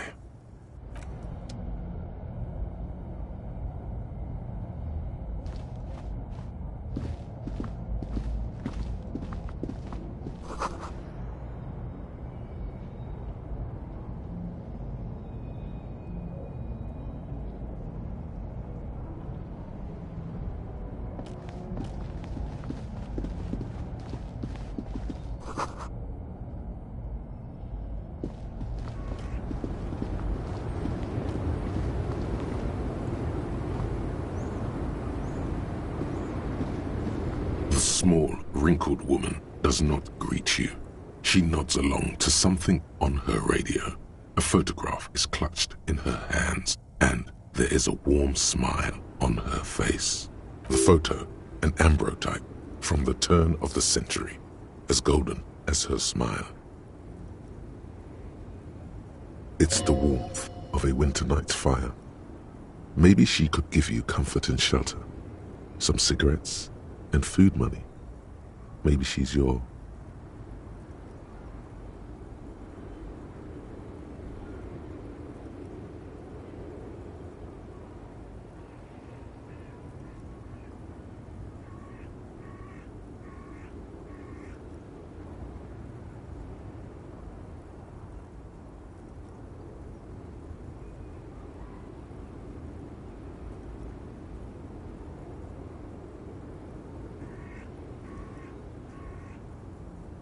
Nothing. Her smile just keeps widening. Her hair is gray like lead. No response. Wherever this woman is, your words fail to reach her. Wait. She's just a distracted old woman. Better to leave her alone. Why? I just told you why.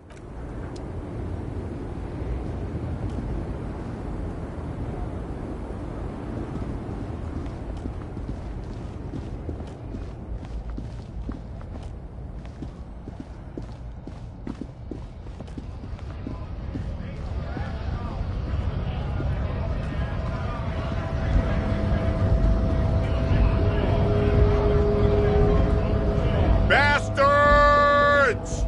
We have a right to work!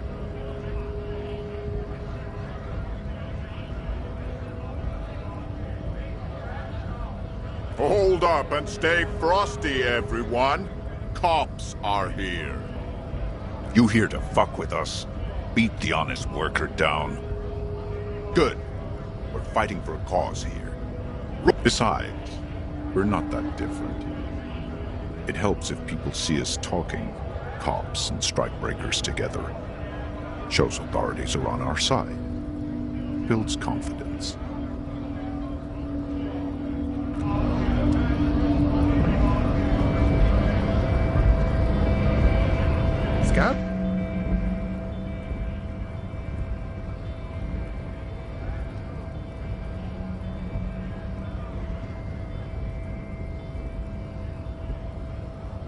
A kind of a worm, content with mere survival. They come, they want to do our job for shittier pay, screwing over both themselves and us. Everybody loses.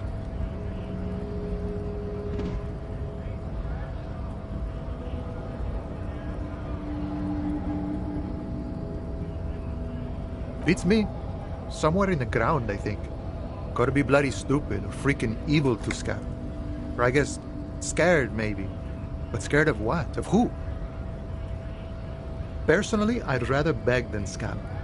If the gentleman shouting on the street came begging, maybe they'd have gotten something.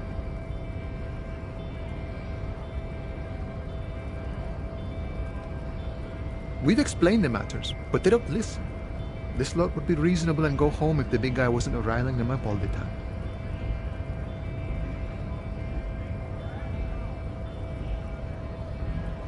I was just messing with you. No one's ever seen a cop scab.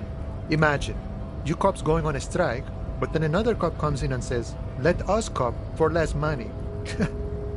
Speaking of, what brings the RCM here, to the wild north? Come to see the strife? Murder, huh? That sounds like a lot of hard work. You'd never see me investigating a murder.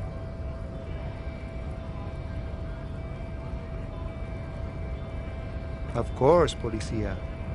It wasn't me. You can rule me out. Easier that way. He didn't do it. It's the truth.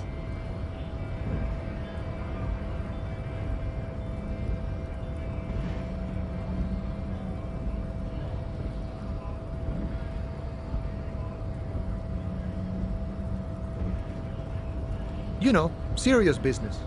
I'm sure the big boss will be glad to tell you. You'll have to ask him first. He's a chatty guy. Wants to talk about the strike. Return once you've met the union boss and are on a better footing with the organization.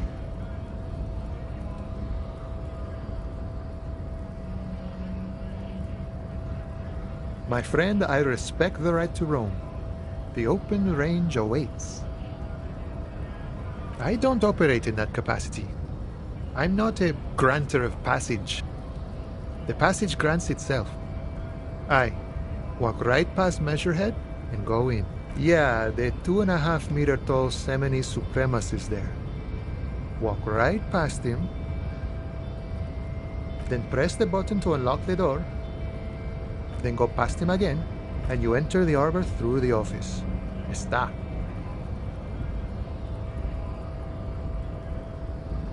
Don't worry, I'm sure it's not completely impossible. For example, you could best measure head in a physical confrontation.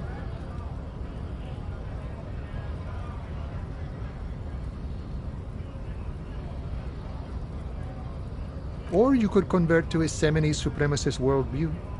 Or, maybe it actually is completely impossible.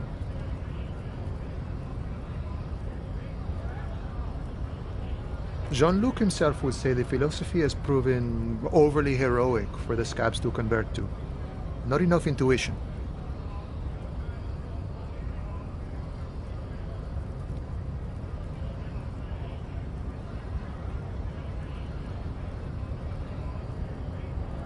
Not yet, no. He's incredibly strong. Nothing a couple of solid hooks from Dexter and Sinister won't fix.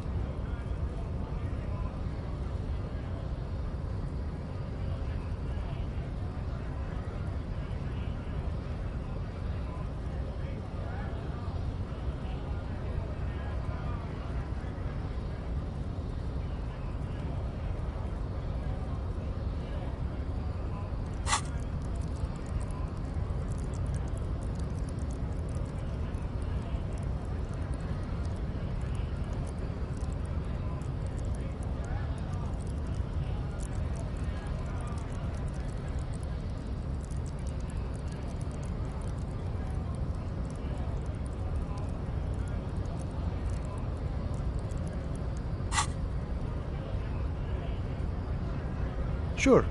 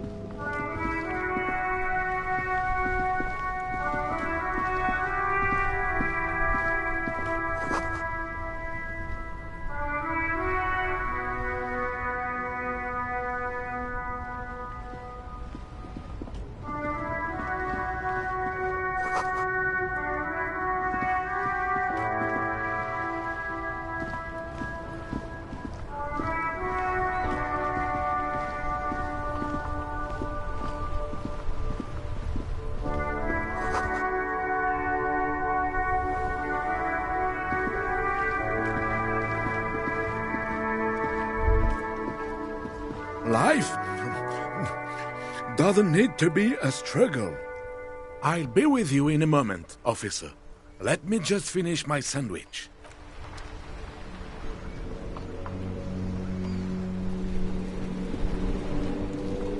Have you no shame? Whining about your back every time you bring out the measuring tape. René, you're a man with a fork in a world of soup. Please, let's just try to enjoy the game, alright? I'm trying to, but you keep breaking my concentration. You're old. I can see that. We're both old. Now stop grabbing your ass like it's a girl. These manly men are playing balls. This is a ball game. Grab a ball and play it. Don't ask questions. Shoot first. Ask questions never. No, you got this. There's the ball. You're the game.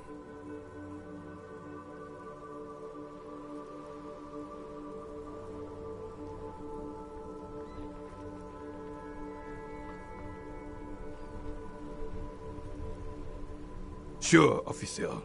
I am René Arnaud, and my specially abled partner here is Gaston Martin. How can we help you?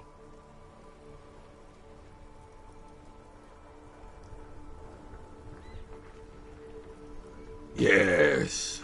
The terrain here provides an interesting variety to a familiar game. I do. Fire from heavy artillery.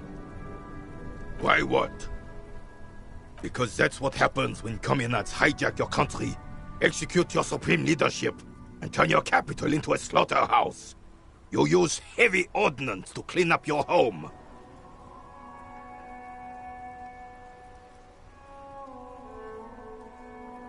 Sadly, no. It was the foreigners who brought them to their knees. We fought valiantly. Too valiantly. So valiantly we got licked. Should have fought dirty, like they did with their suicide sex cult propaganda and mad anarchist women strapped to shrapnel bombs. We didn't though, and we lacked caliber. God bless him, but the suzerain's cannons simply weren't big enough.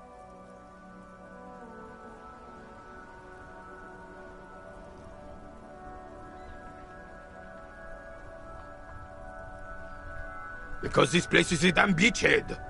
Had to soften the commies up first. Yes, the military coordinated amphibious landing to take back Revachol. Martinez was used as one of the 3 footholds in Revachol during Operation Deathblow in 08.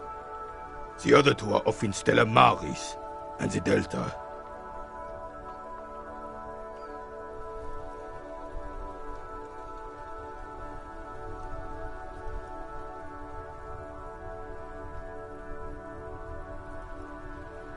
This here is Blood Ground, where Coalition boots first made landfall and cleaned those rabid dogs out. Most likely, we're playing pétanque on their mangled corpses. Blood Ground. You got old René going there. Like he isn't hungry enough already.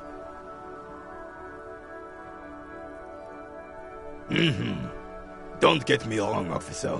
I hate those foreign dogs, but the enemy of my enemy and all that. They're the lesser evil.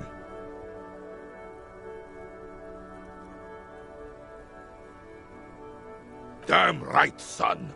They laid the fire of hell on the city before they stormed it. The rest of the city got cleaned up, but Martinez they keep as a monument. And now the Union Socialists are practically running the place. Well, it's your own damn fault. You, we, the Coalition, Revachol, whoever you want to blame, never finished the job. You don't even begin to truly understand the players on the table, let alone the specific circumstances surrounding. Thinking men have opinions on these things. Present one.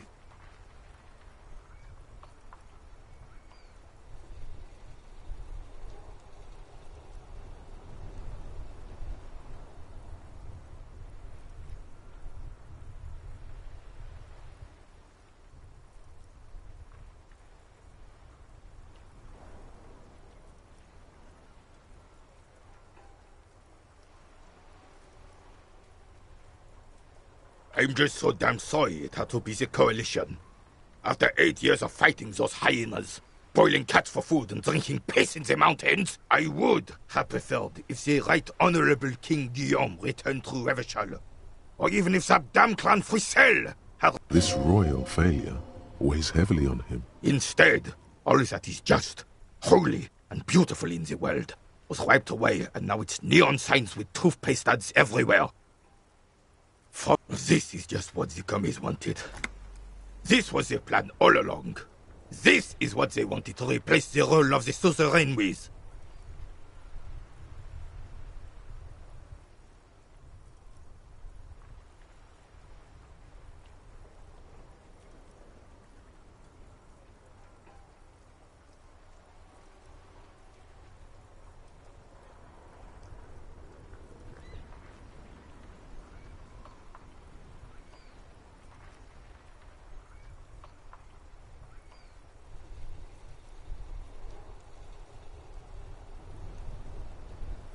The suzerain is the king!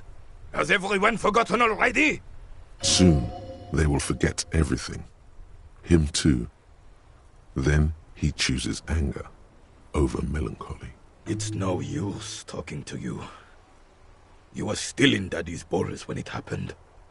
When we took our last stand against the Fifth and rode the cavalry straight into gunfire.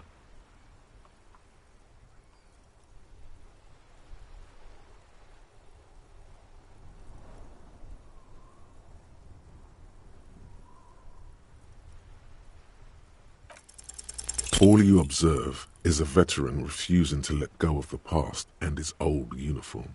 This is the uniform of the Royal Carabineers in service of Frisell the Fan. Don't you mean Frisell the Fan? You do not speak his name, Craven, although he was a clown.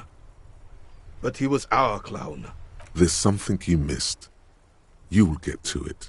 Don't worry. Unfortunately, I don't. Unlike most of the locals, I have no qualms about assisting law enforcement. But this affair has passed me by completely. In Martinez, the Union is the law. So can you really blame them? Cop is a pejorative term. I don't have a problem with policemen. On the contrary, I admire the effort to bring order to our streets. If I knew, I would not be afraid to tell you. I simply don't. I'm an old man, not a coward. The daily business of the riffraff no longer concerns me.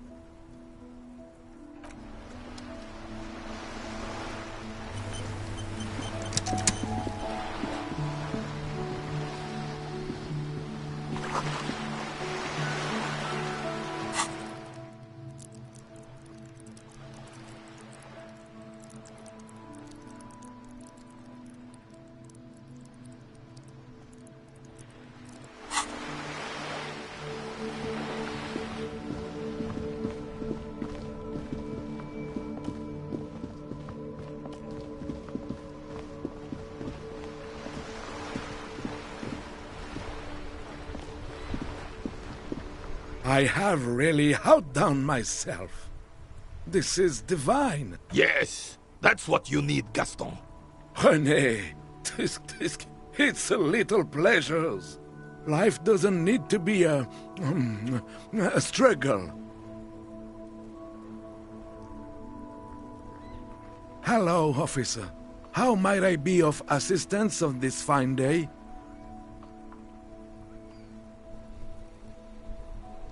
Oh, the goal is to throw you bull.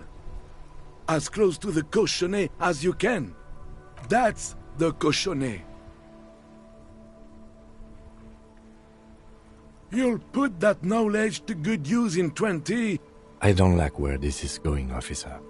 Don't you think we should do something else now?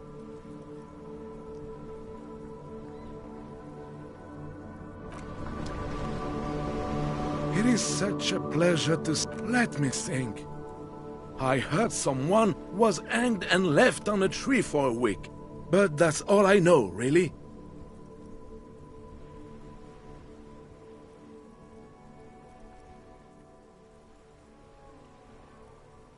Of course, officer. I mean, I hope I can. What?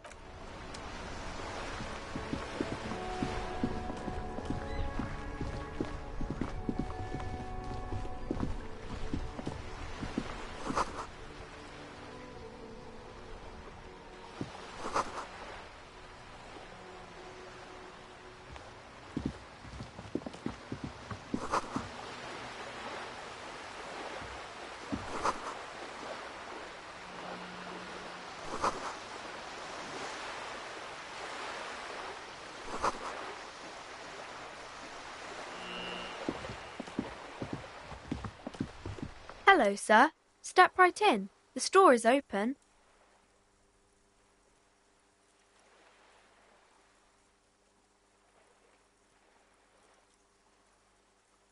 Are you interested in a new and exciting book?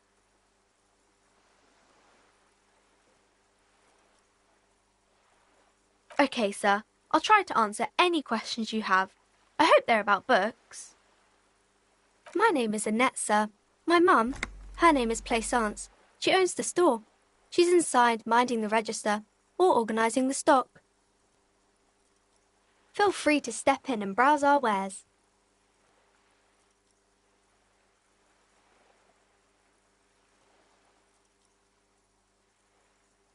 I'm signalling that the store is open.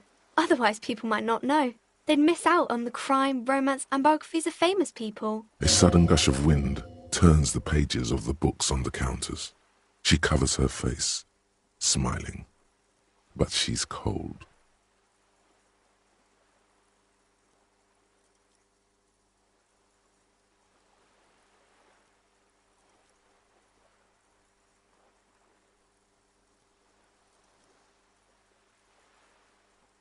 Kind of you to offer, sir. What could you do to help her anyway? Oh, no, sir. I'm happy to help Mum by luring in customers. Besides, I have some hot juice in my vacuum bottle to keep warm.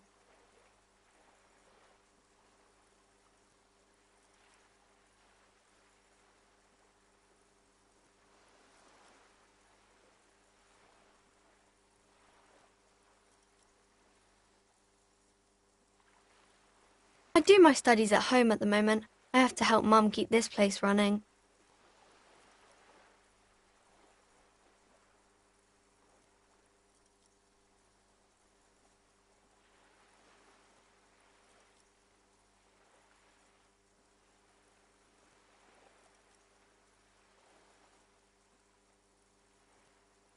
Mum says it's necessary to do both because it builds character. Mum says a proper worker is dutiful. That's how you get ahead in life. You succeed. There is stress and unease behind these words. She's reciting etiquette. Mum says it's peachy. She was a little afraid at first. There's talk about this house being cursed. Behind her, the window has been boarded up. You sense the boards creaking, twisting for a second, and some kind of doubt in her tense shoulders. Cursed in the way that makes them say that no business has ever really thrived here, sir. That they all go...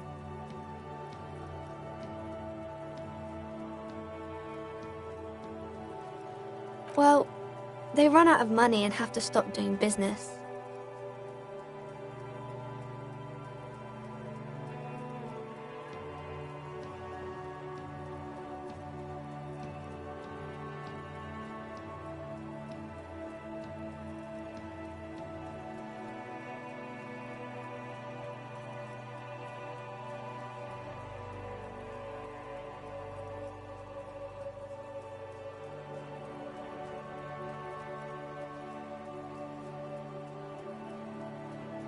They shouldn't be, but they seem real.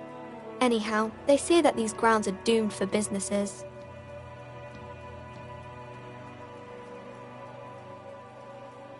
Of course, sir. Hello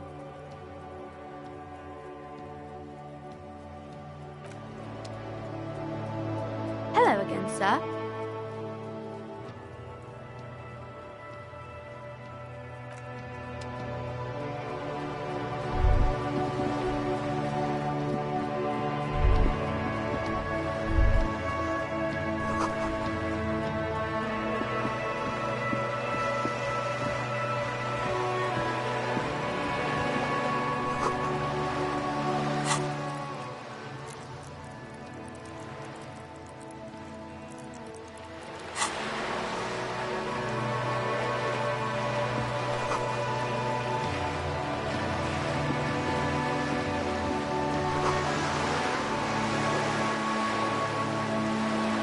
This coin-operated viewer is facing southwest.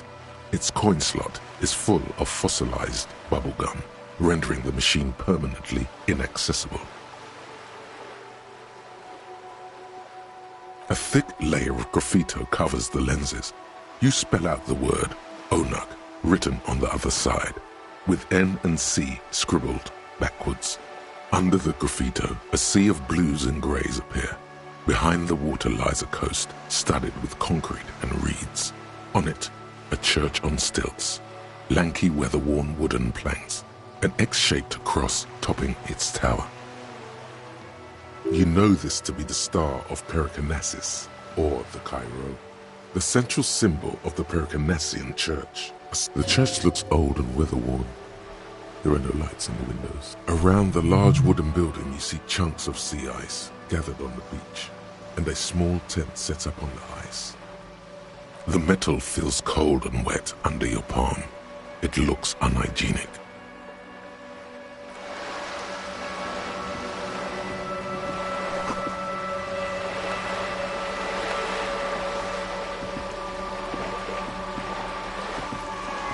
This coin-operated viewer is facing south.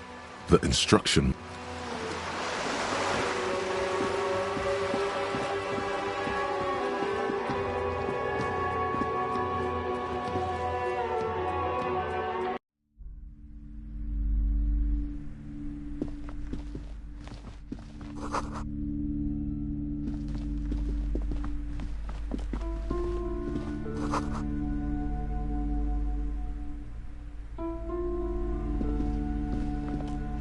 a small mountain of colorful board game boxes. There are numerous types of games for all ages. A lot of shelf space seems to be taken up by Wirral-related merchandise. An endless variety of source books, lore books, and codices litter the table. The topmost book is titled Welkin Compendium, 2nd edition.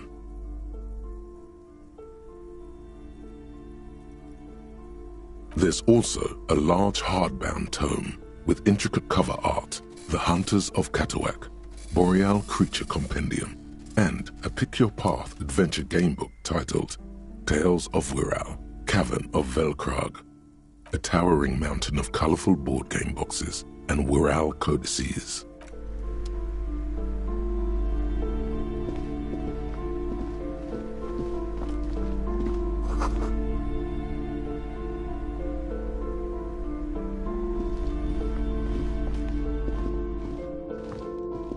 Welcome to Crime, Romance, and Biographies of Famous People.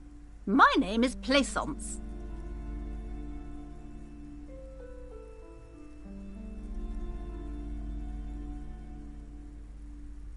Be welcome, and please take responsibility for the energy you bring into this space.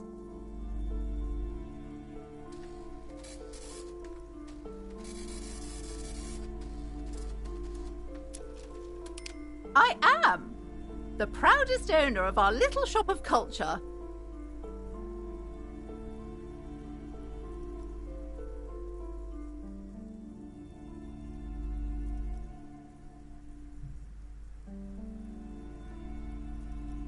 Annette, yes, my daughter. I hope she wasn't slacking off again with her nose in science fiction. Tell me, was she at her post doing her job like a proper girl?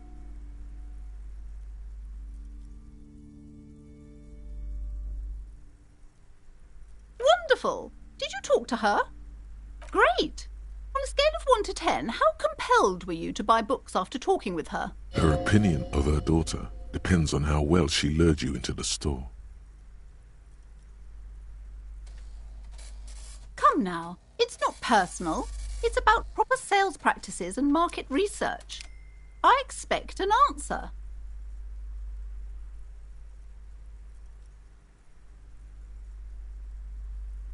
My precious, her dedication brings joy to my heart. If you have children, I hope they turn out as great as my Annette.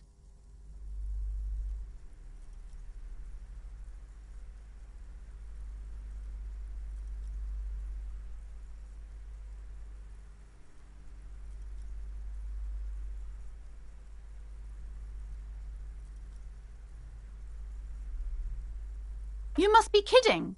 There's nothing like that happening. Good sir. What does a young child do with money anyway? No, I save it for her, as a fund.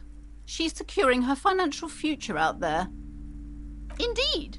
Are we done with the jokes now? Yes, we've had quite enough fun here. Right. Mind your own business, sir. In our society, people don't get to tell each other how to raise their children. It's none of your or anyone's business.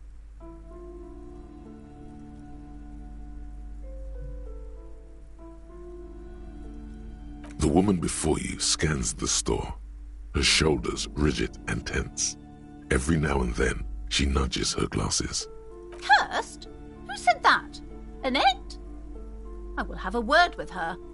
This place is not cursed. Doesn't feel like it's thriving. Feels ghostly.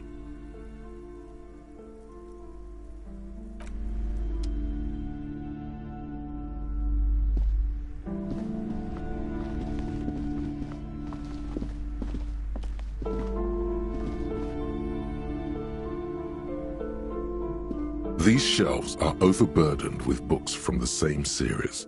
You see the name Dick Mullen over and over. Crime fiction is a disgrace. An asinine miss. These books greatly overstate the excitement of police work, glossing over. What's more, they completely ignore the psychological, not a single mention of all the stress this work creates upon the officer's family. Detective fiction just doesn't tell the truth at all. Shelves filled to the brim with crime novels featuring the supposedly stalwart Vespertine.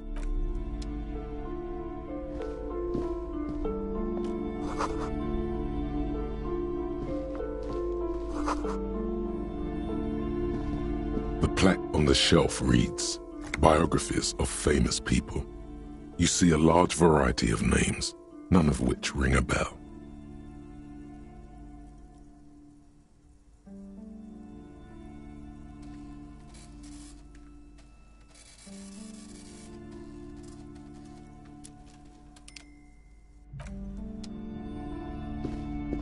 Several maps have been attached to a bulletin board hidden inside the alcove. The maps look old and faded. Your eye catches a map of Insulinda, a map of Revachol, and a map of Martinez.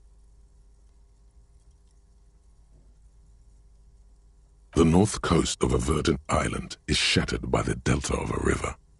It is the River Esperance. Countless bridges put the shards back together, connecting city blocks to river islands. To the east, rolling hillsides, Le Jardin, Hudon. It's somewhere to live. Not bad. Then there's Jamrock. It's bad. People shouldn't live there, but they do. Then Forberg. It's almost as bad, and much larger. Then Coal City.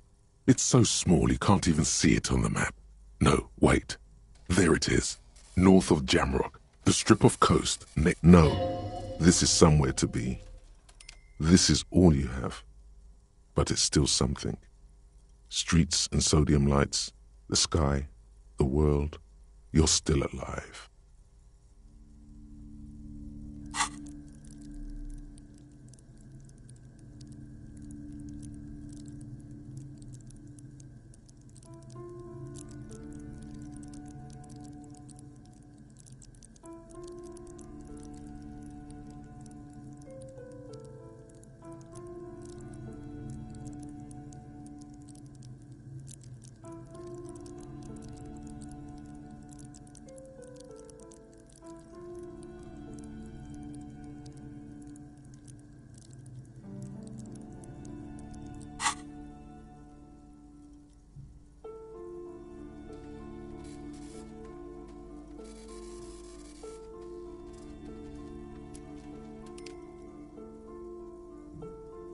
I'm sorry, officer. The map of Martinez is the only one available.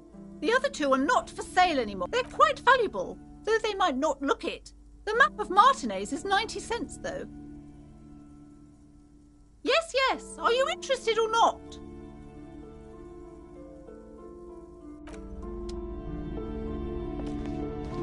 This bookstore is not strictly about crime, romance, and biographies of famous people. There's also a wide range of paranatural literature.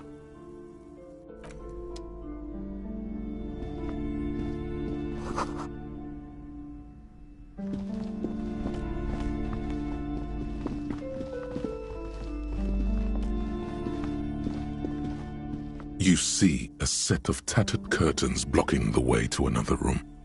Excuse me, officer. The back room is strictly for employees only.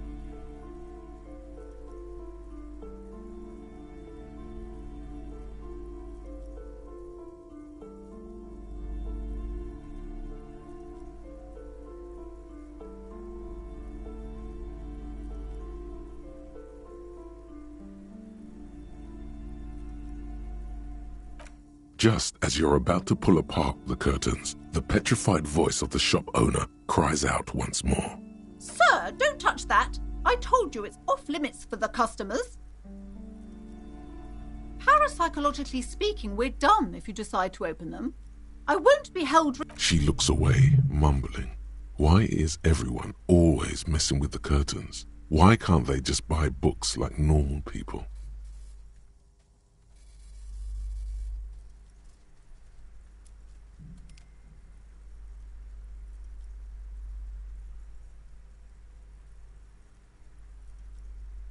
It's just a storeroom for the employees, I told you.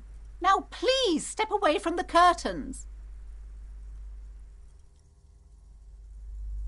Why? It's not like anyone was killed there. I am sorry, I don't mean to be so impolite. Just please don't go there. I can't allow that. You do? My God, even more reasons not to mess with the curtains. Just step away, dear sir. No!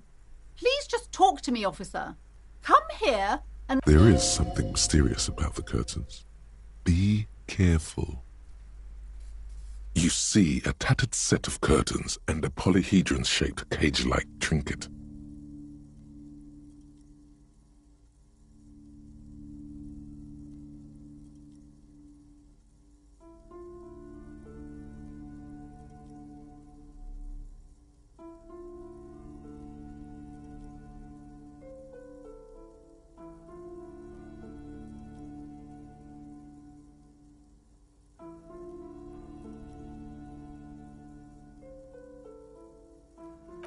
You see some kind of charm, an irregular polyhedron assembled from bones, sticks, and straw. This is a traditional Seminese ward, meant to provide protection against ill luck, bad inhabitants of Ile de Fantôme. Aside from poking at it suspiciously, there is nothing else to do with the fish head charm at this time.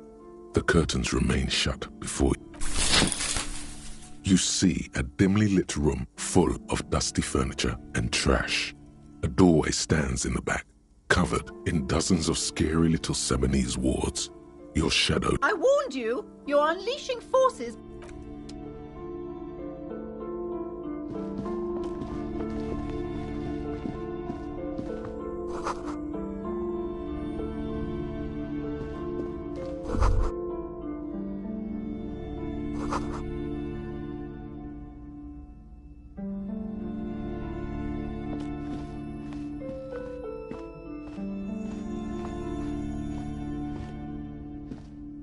A heavy door with a missing handle stands before you, covered in dozens, if not hundreds, of Seminese trinkets and charms.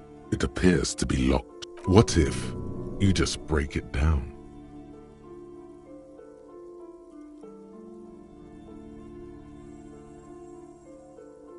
Only an echo. No one is there.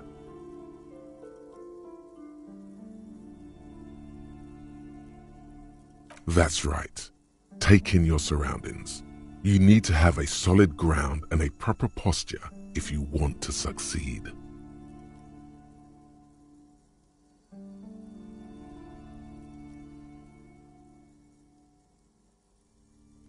Steady breathing, solid core. You've got this. With one shoulder forward, you're ready to smash into the door like a battering ram.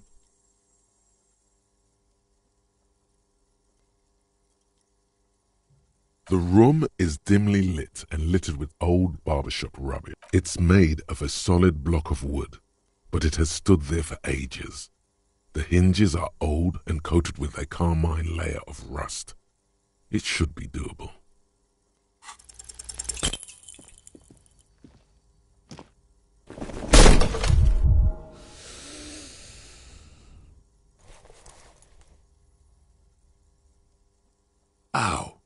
shoot?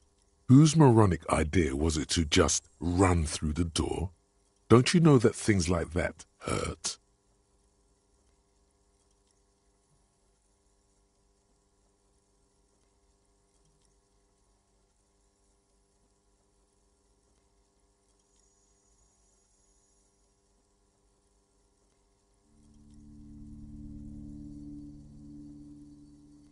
Are you alright? This looked pretty intense and painful, I must admit. What is going on there? Are you really trying? I warn you, don't tempt the spirits, officer. Don't. It barely looks like you've done any damage to the door, however. It's still locked and closed, covered in dozens of little charms and trinkets.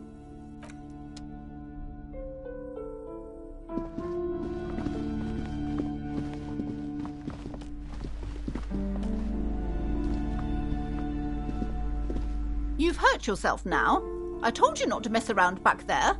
What are you even trying to accomplish, you fool?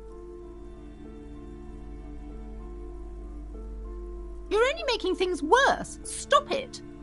Be compelled to look at the books. Go to them.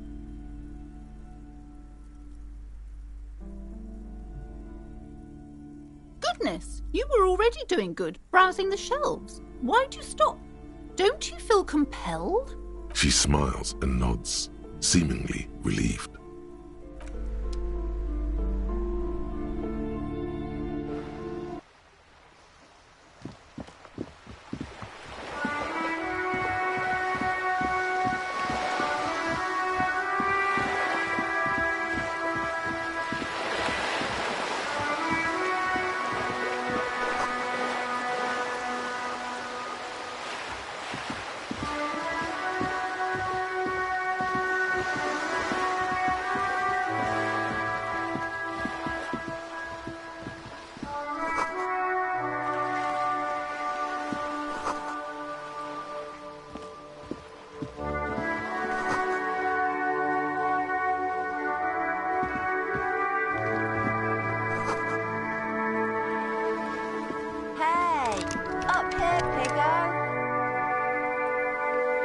The streets will flow red once more, a great torrent rushing down Rue de Esperance.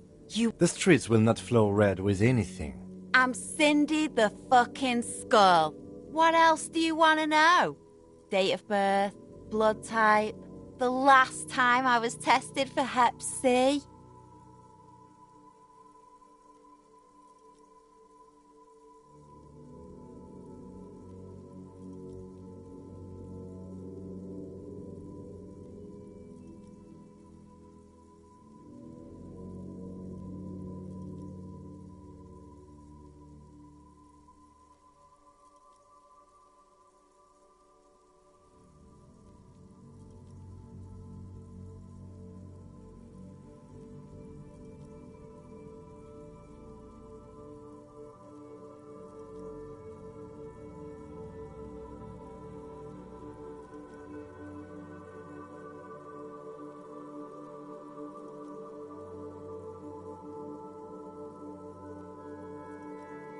Go where? Accosting a miner? Listen to your partner, pig man. Keep your grubby hooves off little old ladies.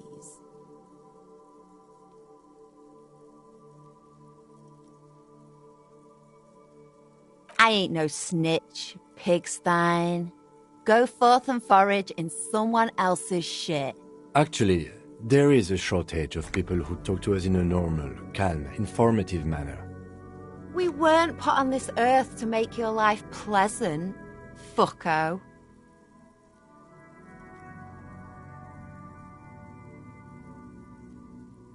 Watch your back.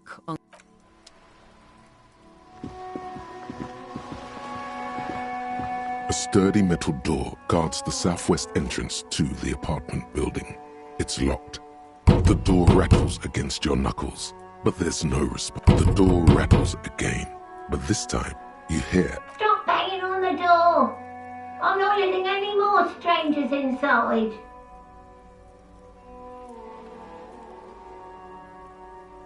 Doesn't matter who I am. Now go on, get the police Everyone knows the police don't come round here. No, I already told you. Go check the backyard door. Maybe someone there. Backyard door? There must be another entrance to the east.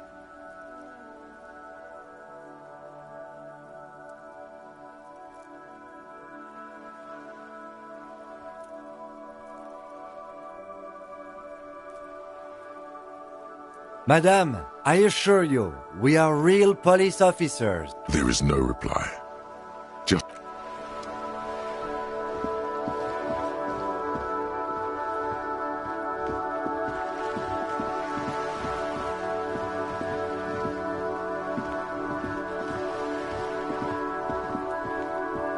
This is a wall on the side of an apartment building.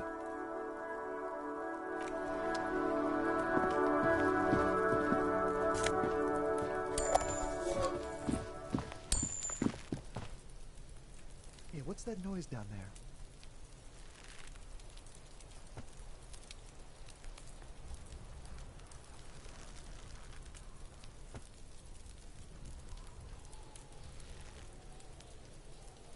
It's been a week.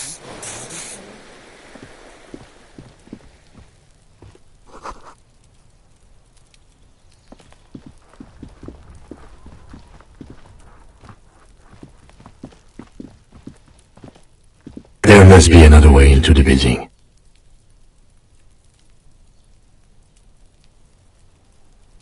I can't get involved in this.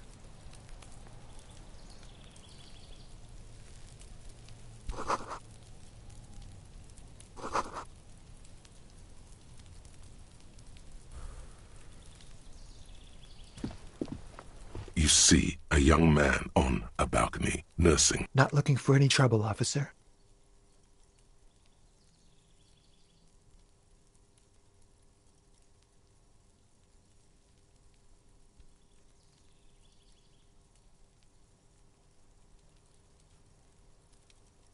I don't want to be seen talking to the gendarmerie if that's okay.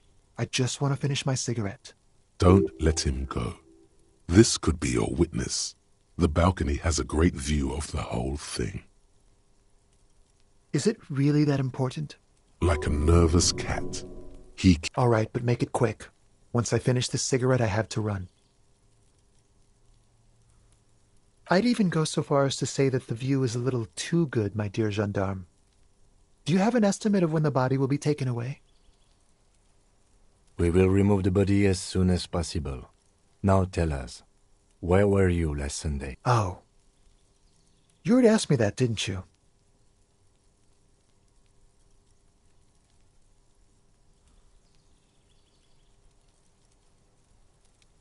No, not you two. Some more muscular type. And when did you speak to this more muscular gentleman? Last week? I don't know. Look. You didn't answer the question. I had a friend over. It was my Sunday friend. A Sunday friend? How intriguing.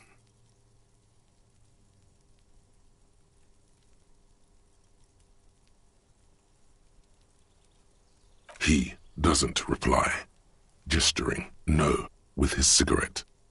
In the neighboring windows, you can see faint reflections of his silhouette, all from different angles.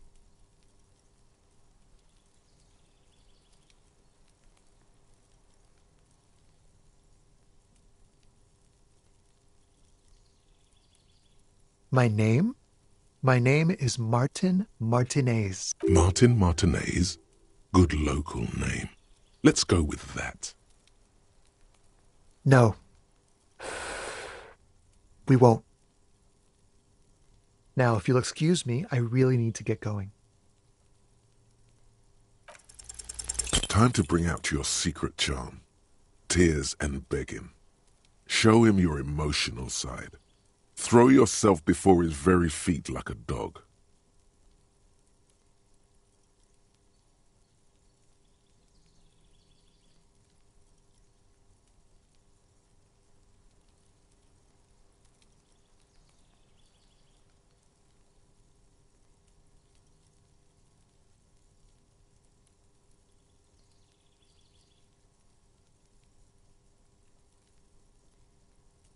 No, for God's sake, I don't want you to cry.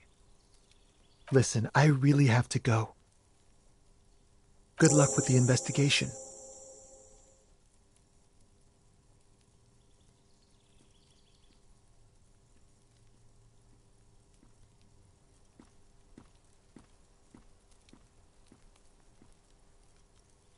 He's gone. No point in running. Tenements like these often have multiple exits. If he doesn't want to talk to us, then he'll know how to hide himself.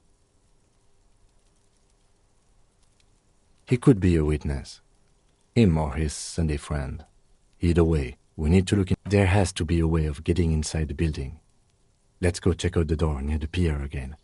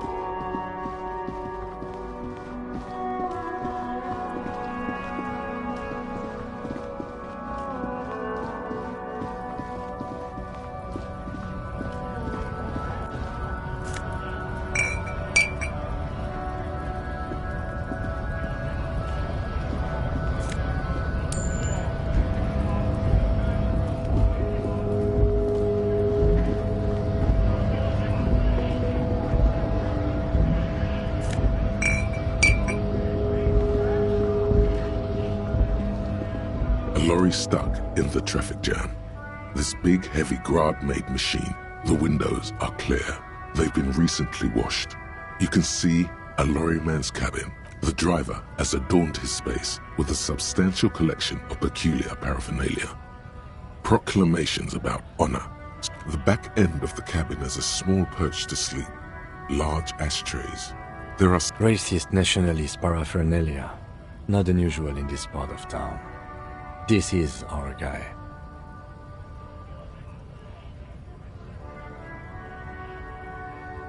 Likely, yes. This guy's proud of who he is. Drapes it all over his machine.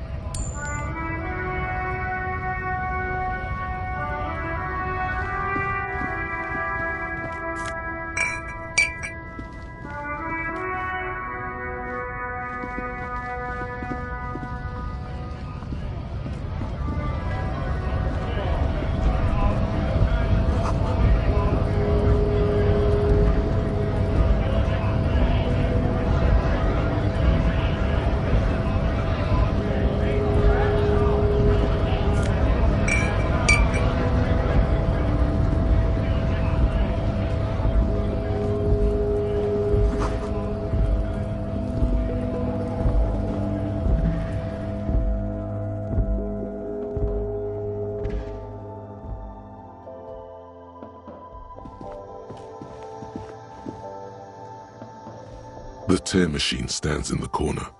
A sign says, your bottles clunk into the machine and the money appears with a...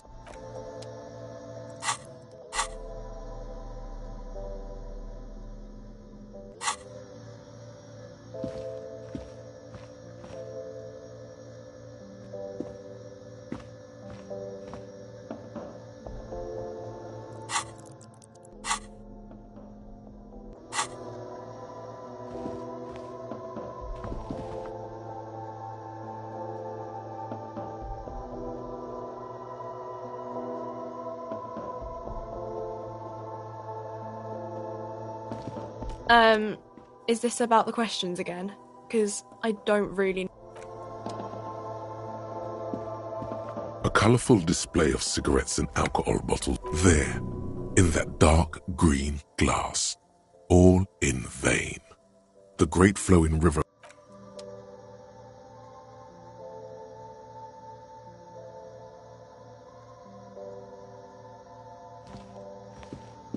A small cabinet on the wall is filled with various medicine bottles, nasal sprays, and blister packs. Okay, don't, overdo it or something.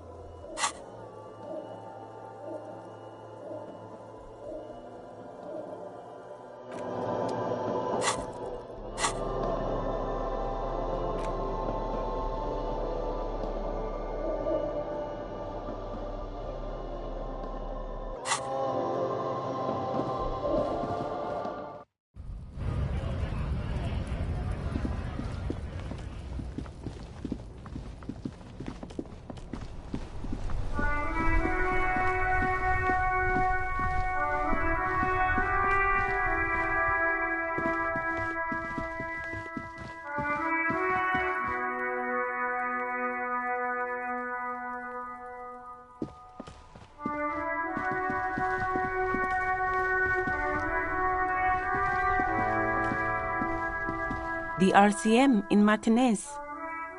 What can I help you with?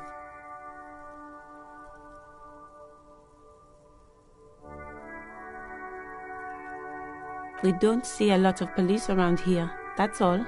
Of course. What can I help you with?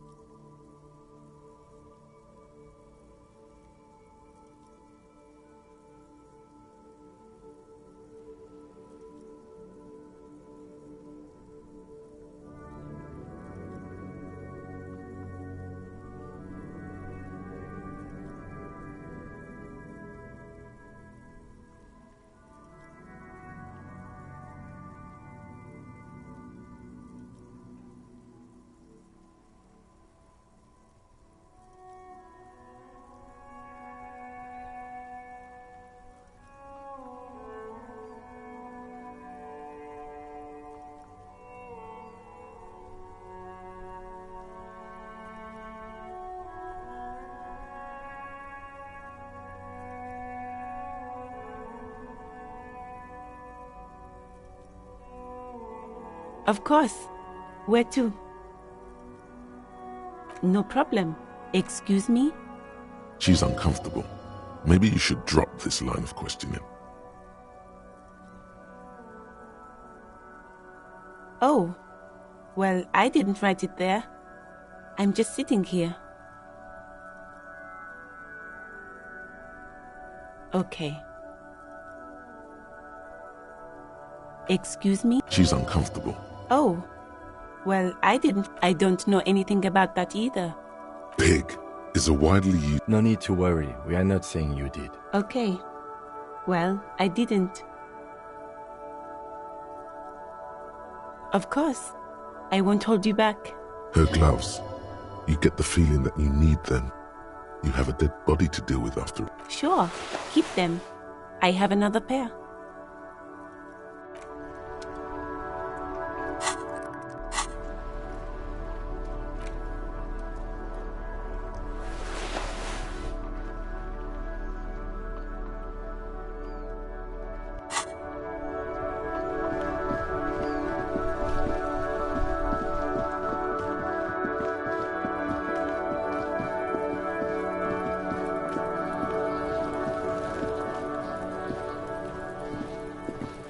There he still is, looking right through you with his white eyes. The body below is entirely dedicated to that corpse smell. Emitting it is all it does now.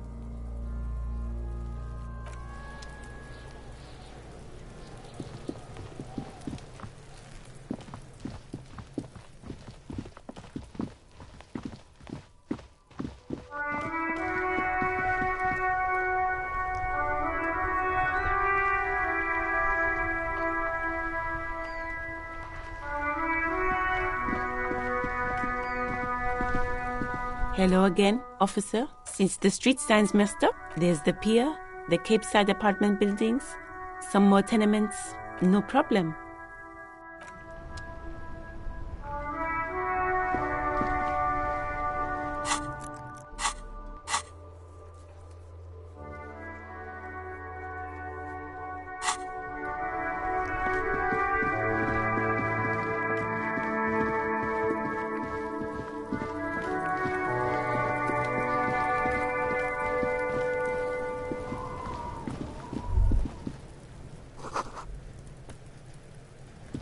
This trash container is locked. The sliding lid has a padlock with a well-oiled crack. The lock pops open. Don't. Maybe you shouldn't.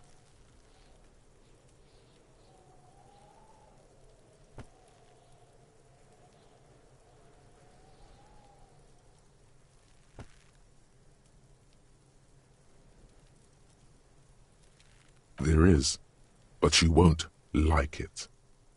Sweat forms on your brow. Your hand is still on the lid.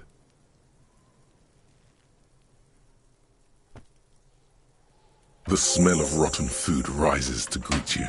You see soggy cartons, dirty rags, and organic waste. We're just in time. This hasn't been emptied for over a week. You see milk and egg rest with one broken egg in it. Some pasta wrapper. You've done this before. The movements are recorded in your elbows, the methodology in your fingers. You're used to this.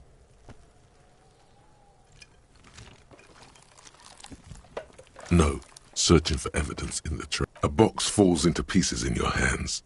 Baptiste Soleil cereal. There are plastic pasta packages below, and turbo noodles. Nothing of note, however. Among the threadbare kitchen towels, something catches your eye. A As the legs of the slime-covered jeans begin to unspool from the garbage. The victim's clothes?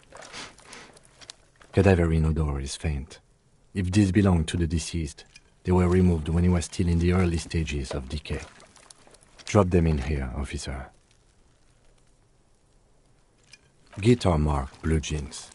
Pockets empty or emptied. He wore them with a belt, too, a white belt. The loops appear stretched, but the belt is missing. That's it. Do you see anything else in there? Something slimy catches your eye. A drab, long-sleeved shirt, olive-colored, appears from the food waste. This is a military-type overgarment. No label or serial number. This is the kind of rib-knit shirt that's worn over light armor to conceal it in an urban scenario. The rest of the rags are just kitchen variety waste. A yellow old mug that catches your eye. All right. We should go to Gart again and ask if he knows who put the clothes in the trash. It could be as simple as someone from the hostel cleaning the yard. Or that one. I'd advise against confronting that force. Not really. All we know is the victim's clothes are in the trash, the lid was locked, and his establishment had the key. It's just a small loose thread. The fuck's he on about, kids? You hear that, Kuno? See? The lieutenant nods, then looks back into it's just organic waste, cold and slimy on your hands. Nothing. It's nothing. What's this?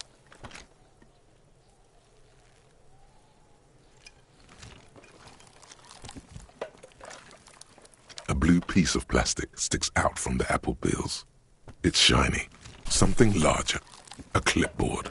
A blue plastic clipboard with moist papers hanging from it. They look badly damaged. Officer, is that your paperwork? It is. Look. The plastic has the RCM street grid on it. You've even got an autopsy form in there. If you don't mind my asking, how could you have let your paperwork end up in the trash?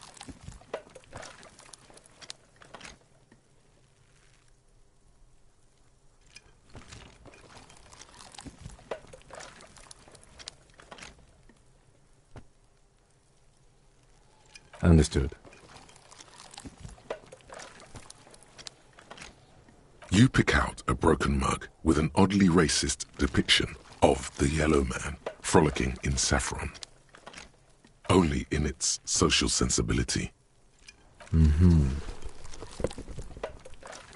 You've acquired an interactable item. Investigate this item further by going to the Interact tab in your inventory.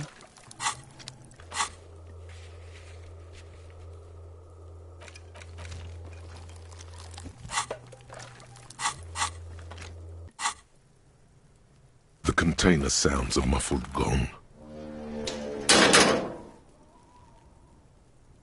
That's one thing off the list.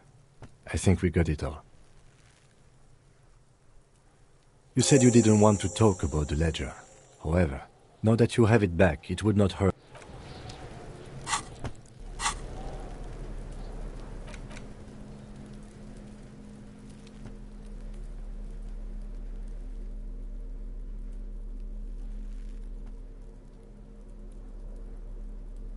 It's just a racist mug. What's there to read here? Not much. Oh boy, here we go. What are you going to say about a broken, tossed-away mug that you dug out of the garbage?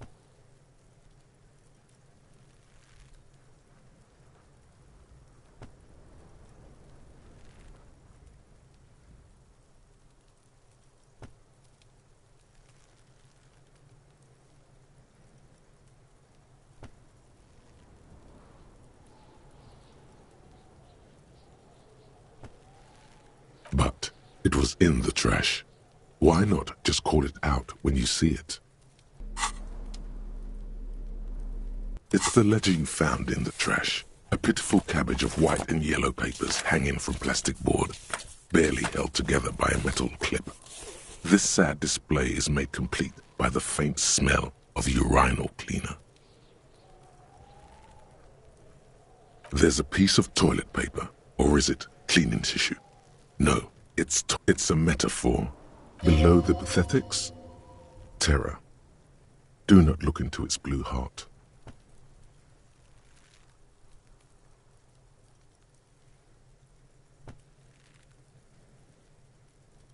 They're not exactly white. They're yellowed in patches by sunlight and alcohol and covered in dense blue handwriting. Ink escapes into watercolor patterns, reaching its tendrils across. Once in a while, there's a red stamp that exclaims, "Case files, commit to paper." The case files themselves are plenty. Work, strife, poverty, the Jamrock Quarter. These are handwritten logs of investigations dating back to January 51, this year. The exact number is hard to estimate. It's the middle of March. You have attempted 2 cases a week on average.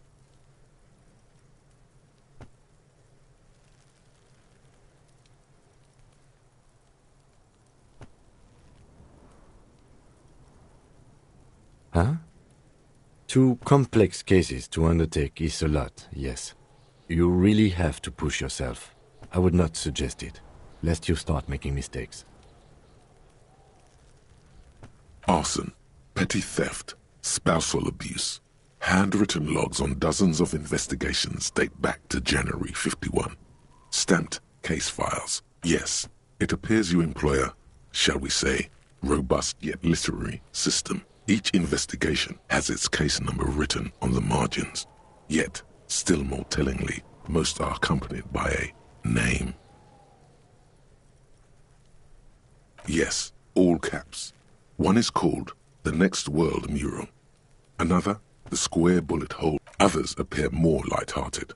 The guys on a couch in an unexpected location, and the murder at the hookah parlor. Even the rare article-free collapsing tenement. Murder features prominently throughout. It's going to take an effort to piece these case files together, but it can be done. Once you're done inspecting them... You mean the alphanumeric? Officer, precinct, time of arrival at the scene? Oh, you mean the titular? Yes, well, so do I. In our defense, almost everyone in the RCM. It's a holdover from the early days of the RCM. Right after the revolution, when the organization had little idea how to do things. It persists in an unofficial capacity. Officers use these titles to refer to their work among themselves. Again, in your defense, I seem to have named one, the man with the hole in his head. That was a real person. His death was real. Still I named it that, to amuse myself. I pray his loved ones never find out. Rail spiked through the head. He died. It was a workplace accident.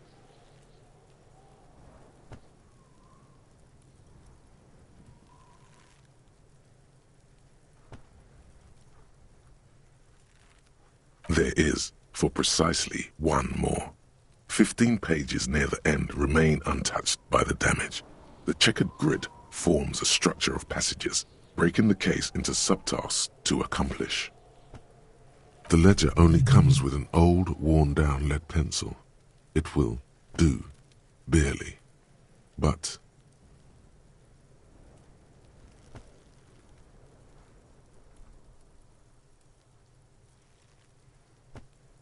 The lieutenant looks at his blue notebook. 2 fat, shiny pens hang from the binder. He is not really saying anything, just standing there, looking at them.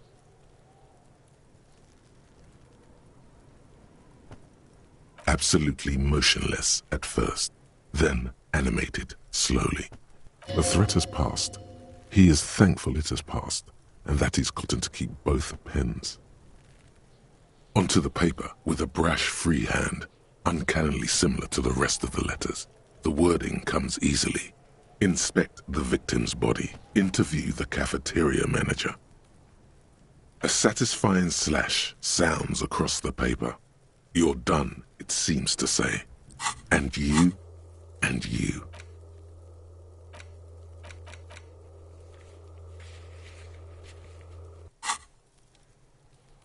Things to be done and things already done. The composition of reality. No, actually. Any ideas?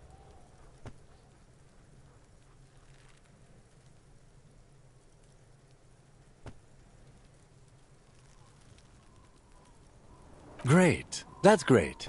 That's actually what I was thinking too. The Hanged Man. Good, strong name.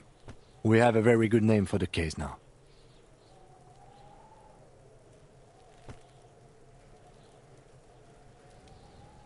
I'm going to start calling it the Hanged Man.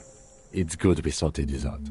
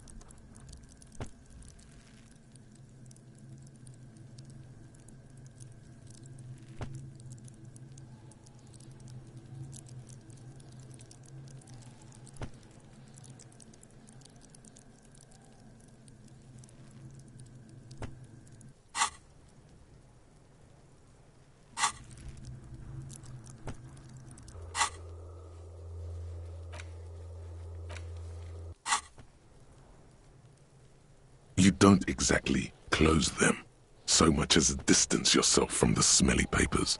They're a little further from your nose now.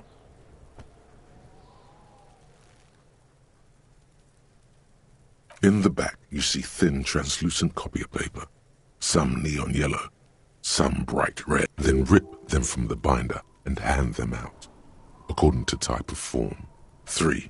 The topmost are misconduct fines, the middle ones are station calls, and the bottommost are field autopsy forms.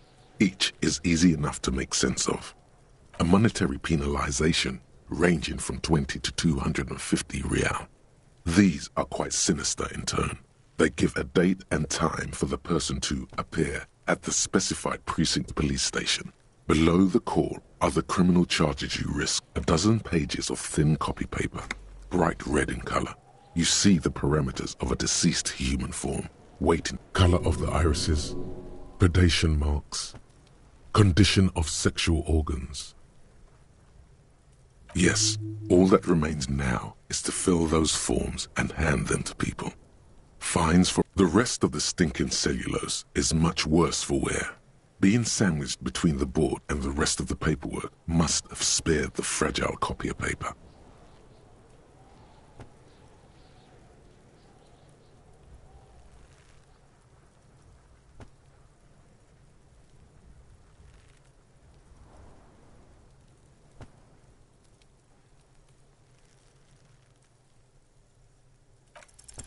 It's proving to be harder than expected. You just don't have the intellectual rigor to patch the quilt back together. Try again later. It's made of dark blue plastic, hard enough to beat someone to submission with. The edges are rounded, however. The U4 size board feels thick and heavy in your hand. Light shimmers on its wet surface. On the back you see the embossed letters, RCM. Blue. The blue heart. Don't look into it.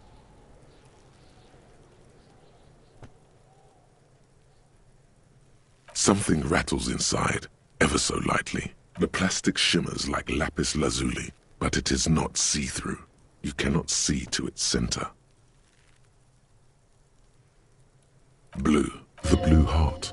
With your hands, U4-sized pages hang from the clip screwed to the top of the board.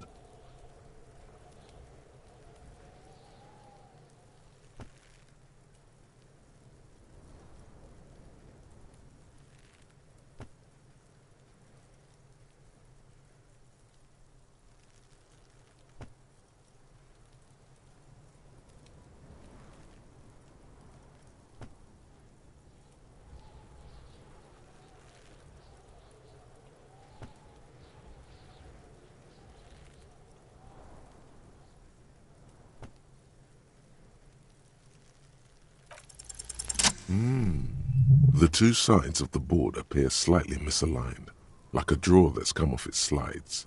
If you bend the plastic on your knee, slowly, the slides snap back into place. It should be possible to just, without resistance or sound, the two panels move against 2 ticket stubs and a handmade postcard. 2 octopuses are smiling, reaching their tentacles toward each other in the colored pencil drawings. The tickets permit access to the zoo in Revachol East. The aquarium costs extra. These let you go there, too. Thin wax paper has been glued to a piece of cardboard. Sounds like leaves rustling when you pick it up. You see violet flowers, floral patterns, patches of glue.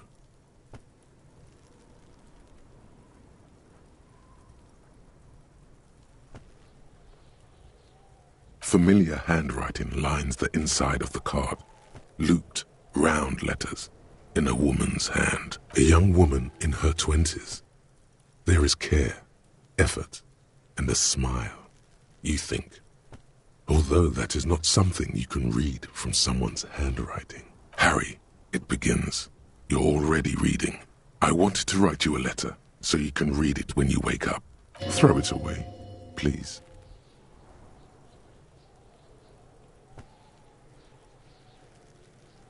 Your hand shakes holding the card. Every morning when I step out and you're asleep behind me, it says, I find a little piece of sadness in me. I carry it in my chest, down Voyager Road. Every step I take, it grows. By the time I reach the fuel station, it has filled me entirely. I step onto the light rail and look back.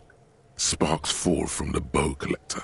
I know it will be like this until late afternoon, when I get off the 42 and walk back to you. You. Every step I take will get lighter. It almost makes me run. Sometimes I do. I can't believe I met you. I can't believe the happiness. Kisses, kisses, kisses. You feel the air sucked out of your lungs and the blood sucked out of your head. Everything around you gets dark. Small white dots appear. You feel the ledger slip from your hand. No, hold on.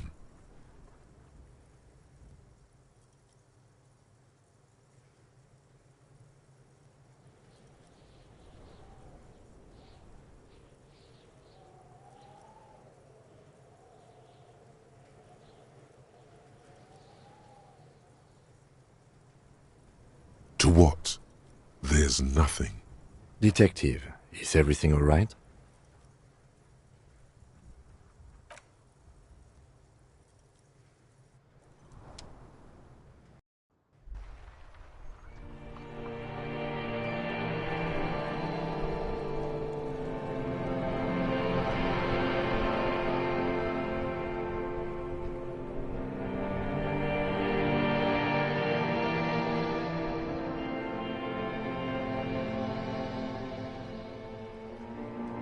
There is nothing. Again.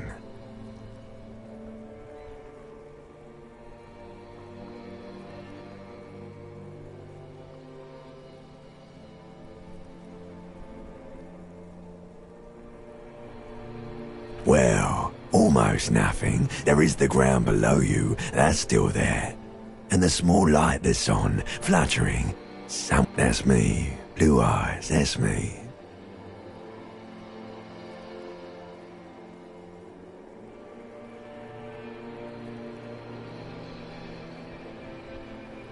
Who was what? He speaks of the sickening longing, the unwell emotion. Even in the darkness, he's grasping for it. Still trying to hold on to the great sorrows slipping in the water. Slimy.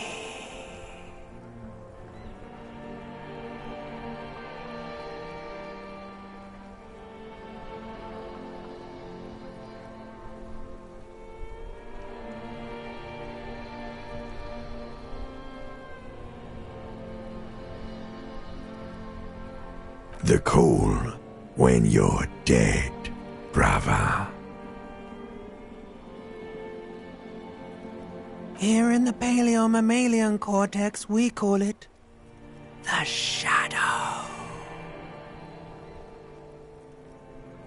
Because it's always there.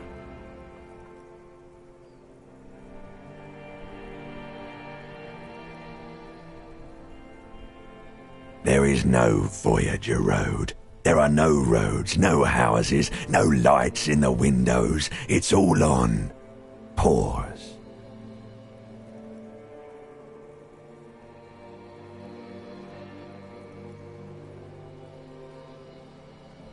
You think they would let you? Until you disintegrate into biomolecules? No.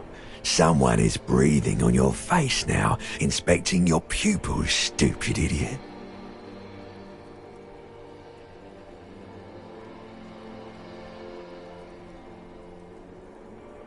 Yes, they're pouring something on you. It's delicious. Glowing lights on a dashboard emerge out of nothingness.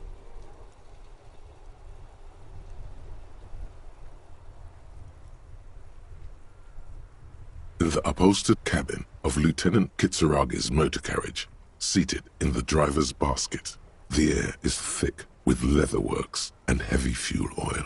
Cold water runs down your chin. Drink. Water.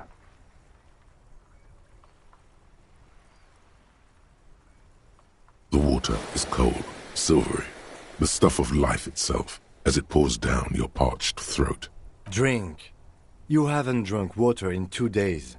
Did you know the human body is not made to survive on alcohol alone? With greedy gulps, you down half a liter of cold water. Some of it spills on the driver's seat. The lieutenant pays no heed to it. What happened?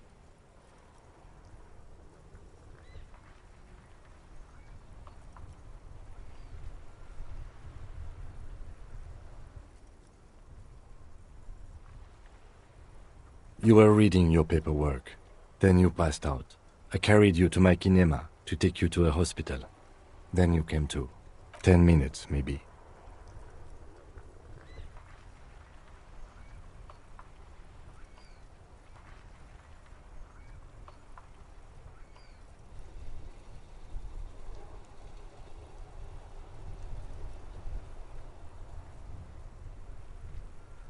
That does sometimes happen. You dropped these. Are you okay to proceed? Good. The Ledger of Failure and Hatred is a special item that can be used both as an interactable and a tool equipped in your held slot for skill bonuses. Find it under the Tools tab in your inventory.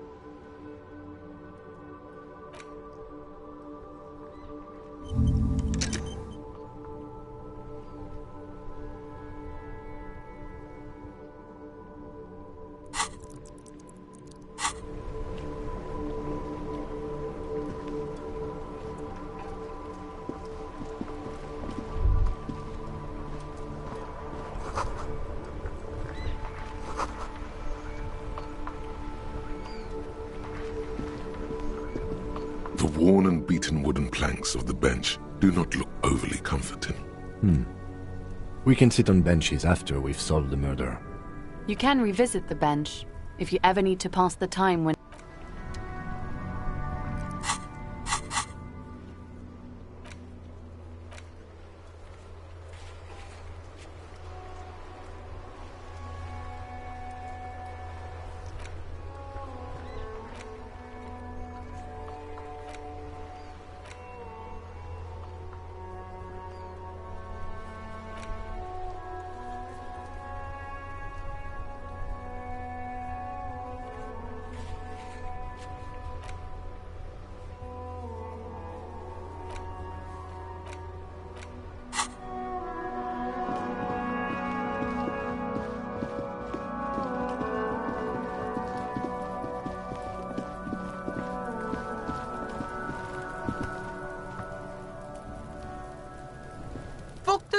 okay?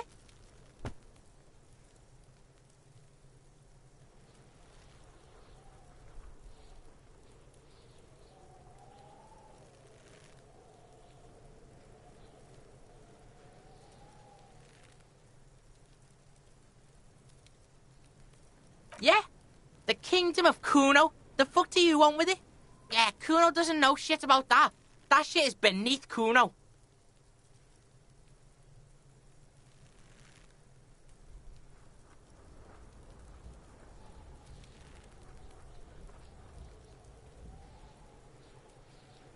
Listen! Kuno doesn't care about this small-time shit. Just listen. Kuno could hook you up with some sweet rags. Shit like Kuno's wearing. Your size, good price. 500 real.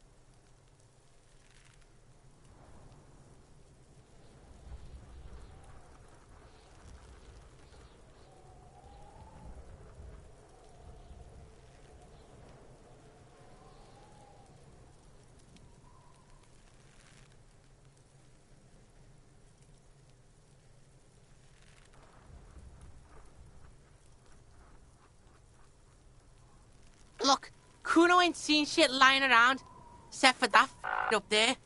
Now, you want performance gear or not, Grandpa? The lieutenant remains silent, but his expression couldn't say, "I told you so," any louder. Whatever. Kuno was trying to help you, but you're too fat for fouling anyway, pig.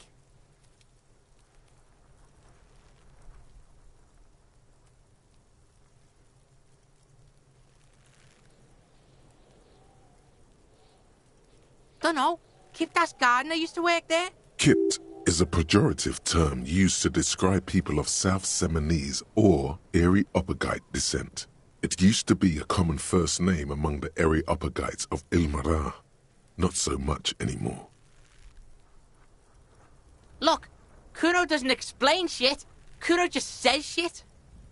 Yeah, her.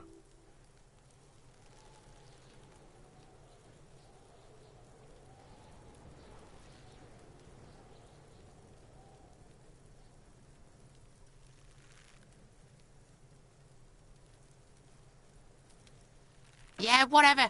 Kuno doesn't give a shit. Kuno doesn't fucking...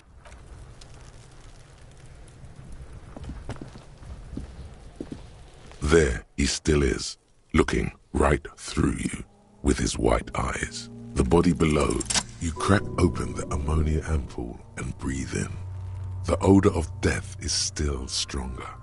It's a spell of the mind telling you to run, and your stomach to wring itself empty. With your eyes squinting, you stand in it.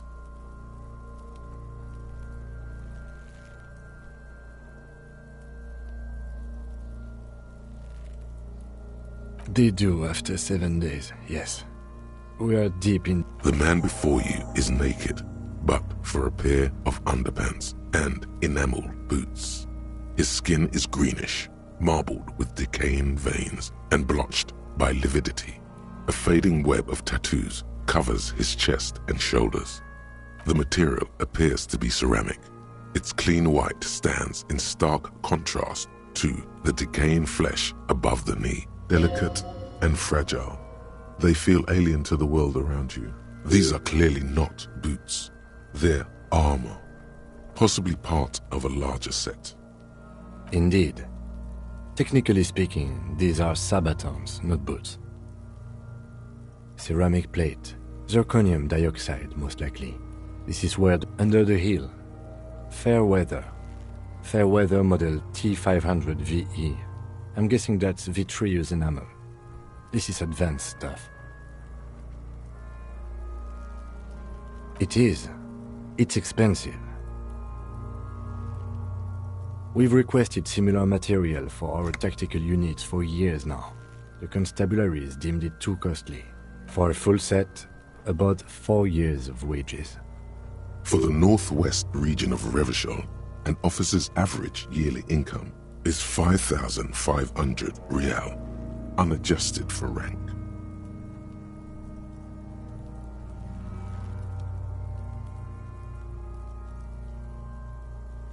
By catching, do you mean Let's not log them as evidence. Let's steal them? Of course. The lieutenant nods often. It's part of his unplastic expression range, communicating both professionalism and sarcasm. This time, the latter. That's for us to find out. My initial report on the area suggests he was a security guard for the harbor company. But that's just hearsay. I agree. This equipment is way beyond what a guard can afford.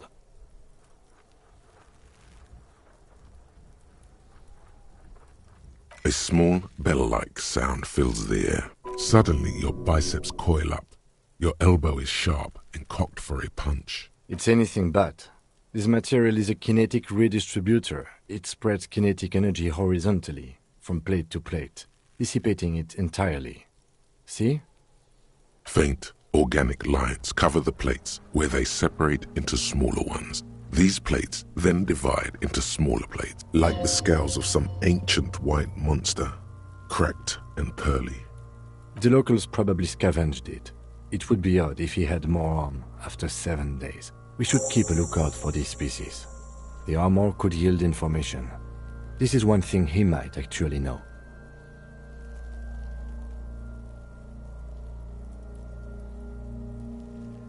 No, I think he had something precious underneath the clothes. They had to remove the jeans and shirts we found to get to it, and this kind of armor is often worn under fabrics.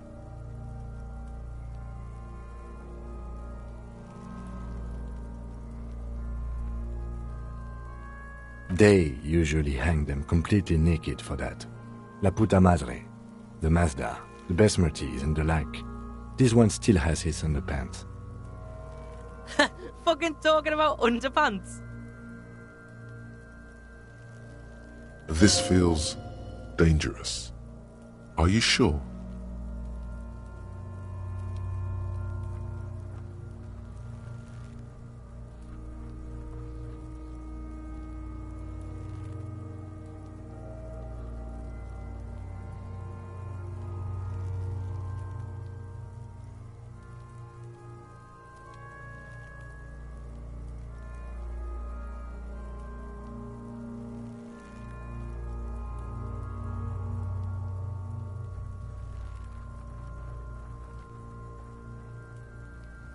The sabatons dangle off the man's decaying form. The cadaver slowly twists on the cargo belt, his torso covered in tattoos, and the hangman's knot is pulled tight by the weight of the corpse below.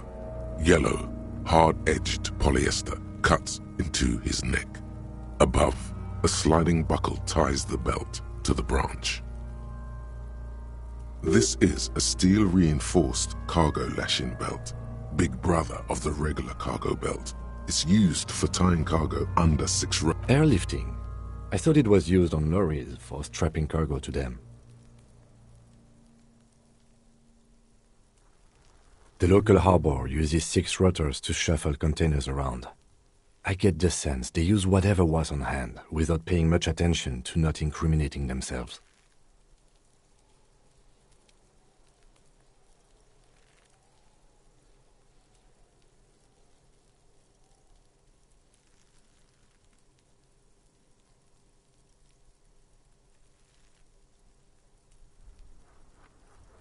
The brief suggested as much, politically motivated by the ongoing strike. Did you not get a briefing?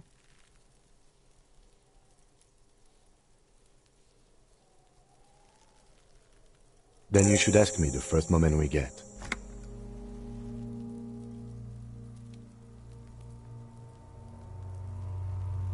I was afraid it would be. Thin steel wiring, parallel strands. This makes getting him down more problematic than I had assumed. A noose is one of those things that's easier to use one way around.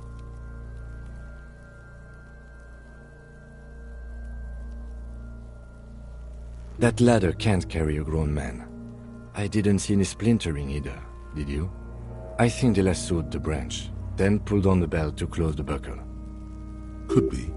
The shape of the branch supports the theory. The cadaver hangs from the cargo belt. An intricate web of blue lines stretches across the torso, from the right shoulder to the solar plexus. Each time they intersect, a small white star is formed. His corpse is marked by stars. Alcohol and heartbreak. Your fist clenches suddenly.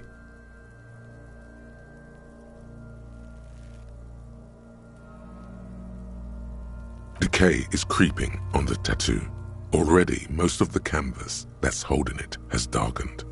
Now, it disintegrates slowly, letting out a stink.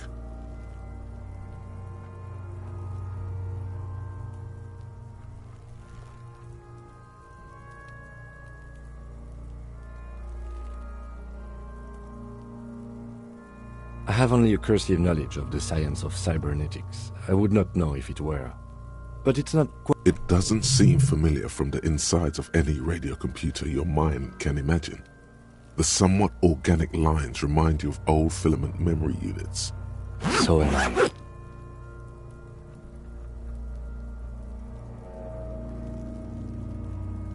He takes a thin piece of milled aluminium from his coat pocket and pulls it open.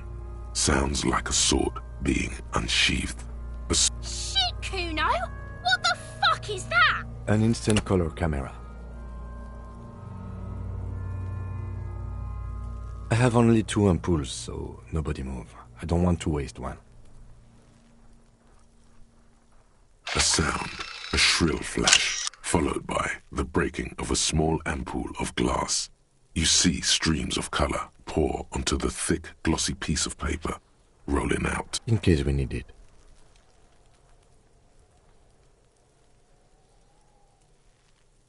Yes, it is pretty cool, isn't it? There is only one ampoule left. Use it wisely.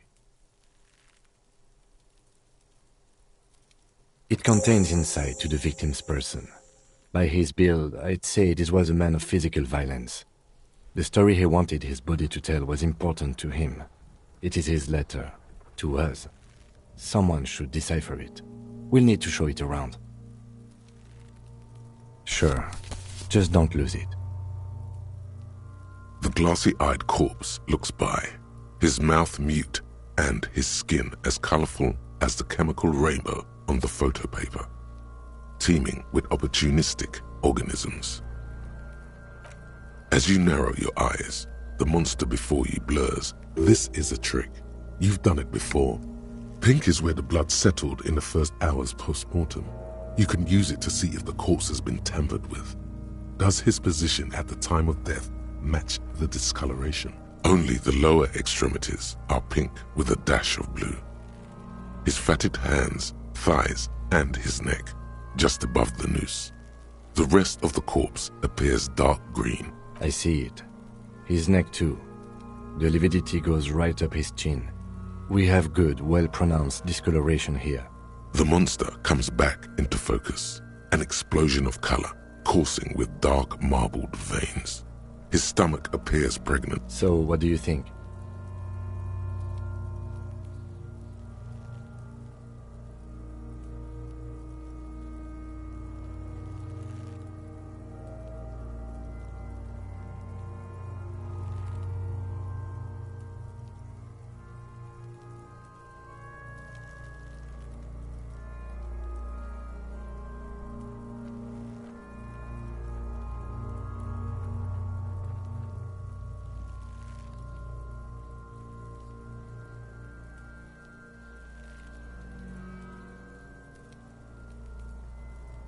A pool of blood and feces has eaten into the frozen mud.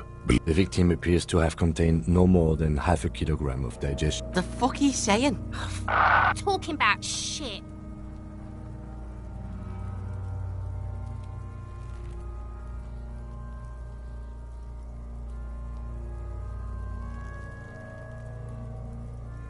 Maybe.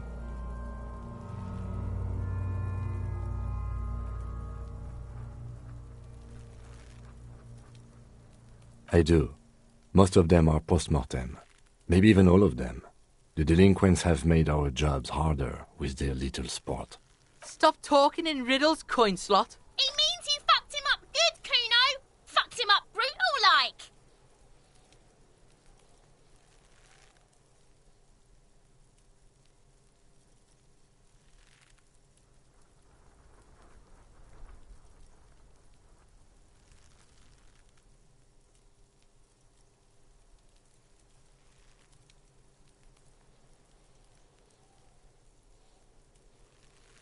Agreed, especially on the neck.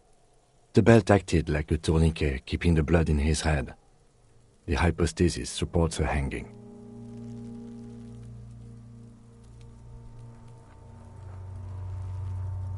Yes, there's always a chance we are wrong. We should check for ligament marks on his neck to see if they're in tune with the belt. We'll have to get him down first. But there is no breath to catch. Only the cadaver. His eyes are milky white and blind to the world. Dark brown hair grows on his head. His face is ready to explode. From underneath the curdled meat there is an expression, not carried on his features, but below, inside, an expression of pleasure. This man was experiencing joy at the moment of his death. I'm gone.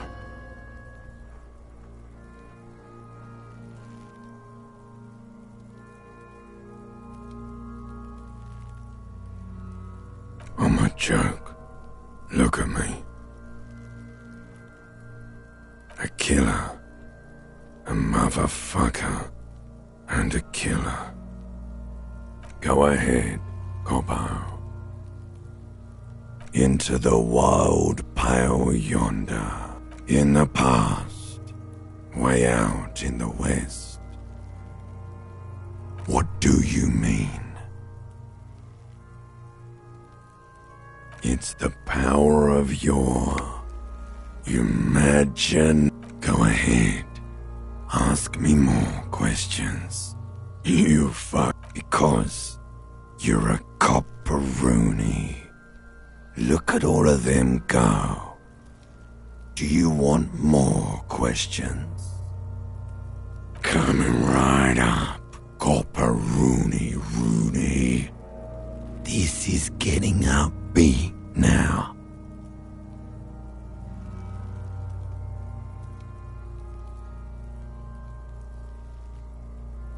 Sure, Lobo. I can ask you a question. Looking at my face, motionless. Looking into my eyes. Standing here. Why are you investigating my murder?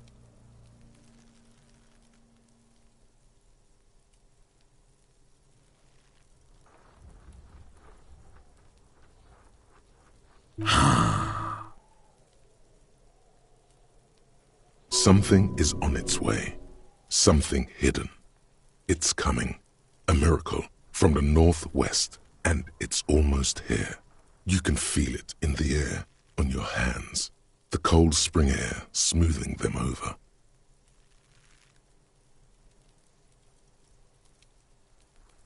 Love did me in, Brother Copo. It was love all along.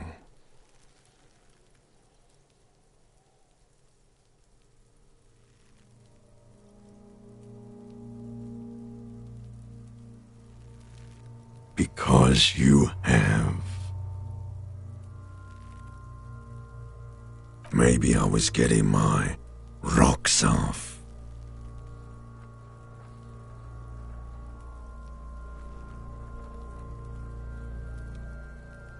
Do I look like an erotic auto-asphyxiation type to you? Captain Coppodromo, I fear we are drifting away, fixating on sexuality again. Let's go with a simpler question.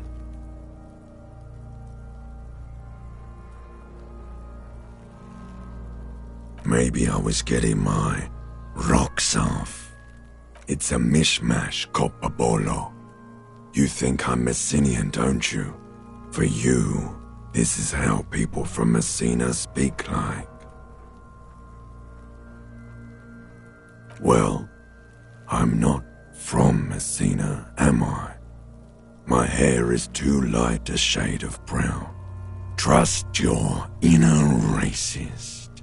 You think I am. You think I was a racist because this lump looks military and has tattoos. That's called profiling.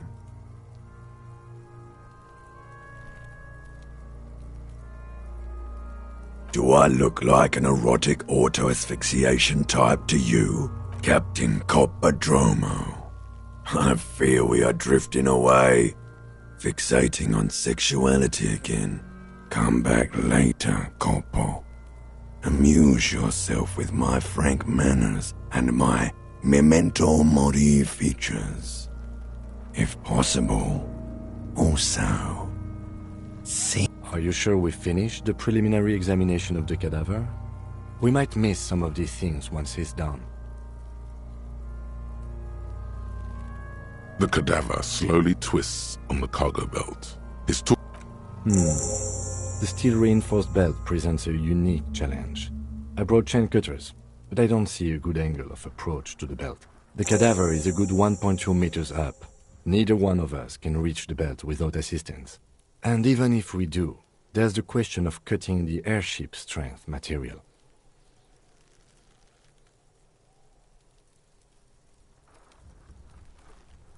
Climb up there and saw the branch? There has to be a less risky way, with less falling down of trees. I was really hoping we wouldn't. The Union appeared to be suspect in this case. It seems like a dangerous route to go down. But what other options? The corpse twists on the belt, like chicken on a skewer. Someone else? You mean like the police? Sadly, yes. The whole RCM is out there right now, doing the exact same thing we are. I know it's hard, but I assure you, the others won't come to help us. And we have a growing sanitary concern here. We need to get him down, fast. Yeah! Bang bang time, pig! Shoot! How? Where the buckle ties the rope to the branch. That's a good spot to aim.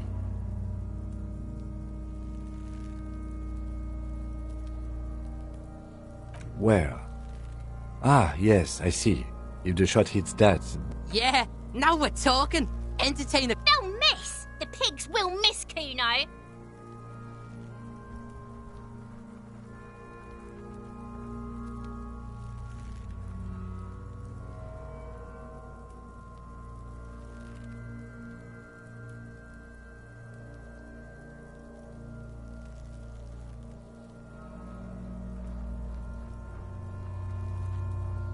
I'll blow his head off. Take it! Take the... Yeah, take the shot! Silence, with his elbow sharp, and produces a lightweight firearm. He drops a paper cartridge in the barrel, separates the scouring stick, and gives the cartridge 5 tucks, securing it in place. He then steps back and assumes the fellow's desk position, taking aim. The corner of his eye twitches. His finger is on the trigger. He's gonna fucking miss! The kid's voice is drowned in a shrill blast that echoes off the walls of the surrounding tenements. A cloud of smoke slowly pops. God damn it. He feels bad about it. About his eyes mostly. Just having bad eyesight. Probably from a young age. Fucking idiot! Kuno could have hit it easy, but then Kuno's not fucking handicapped, is he? Kuno's sorry too. The lieutenant doesn't say a word, just looks at the gun in his hand. I have to say, it's beginning to look unlikely we can get him down without assistance.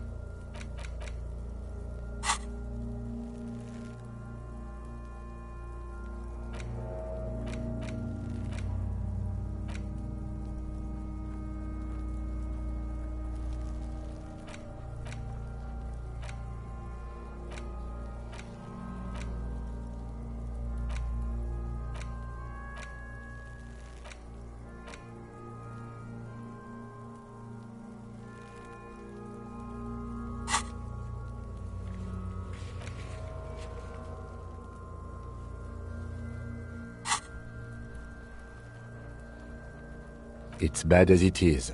Us shooting firearms like punks. Go ahead, I'm not stopping you. Just don't lose it. This is the sorriest pair of pigs. Yeah, take it, you fucking banana boyka. Take it and shoot yourself in the mouth. The cold piece of bakelite and gunmetal is surprisingly light. Your fingers fit. The fuck are you waiting for, Kuno? The buckle comes into focus in your sights. You stand with your feet planted firmly in the ground and your left hand supporting your gun arm. Why don't you just shoot yourself in your mouth? At least you won't miss. This isn't mere boundary pushing. There is a true suicidal rage in the kid as she's provoking you.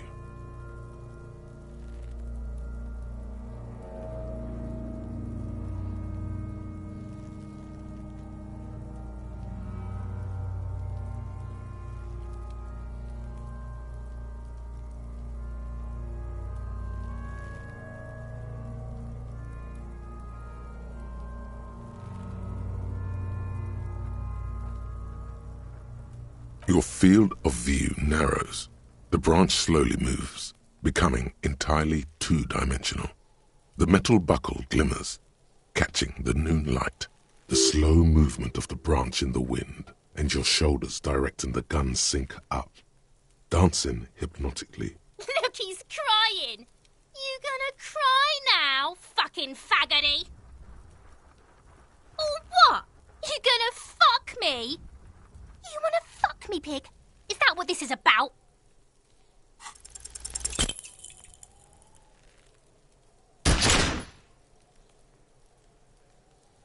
A plume of smoke erupts from the barrel.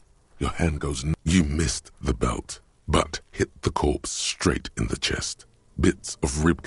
Oh my god, he's gonna fucking cry. I knew it. What a mulko. Ask for another shot. You'll get it with the next one. The goddamn light reflected off some window. Surely.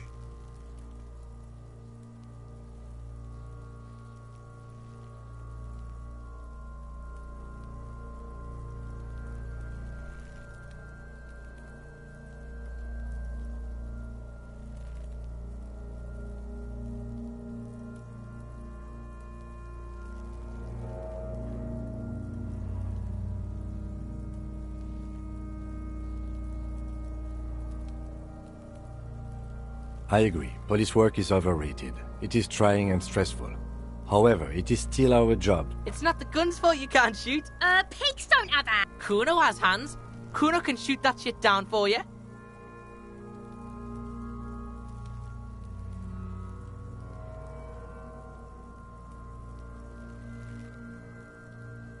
That's preposterous. What? We still need to get him down, somehow. The bad way. The way I didn't want us to. By asking the harbor for help. They have the tools and the men. If they put him up there, they can take him down too. From the gates, by negotiating or fighting. I'm unenthusiastic about fighting. Or we can try to find some To the gates. Let's fight, I say.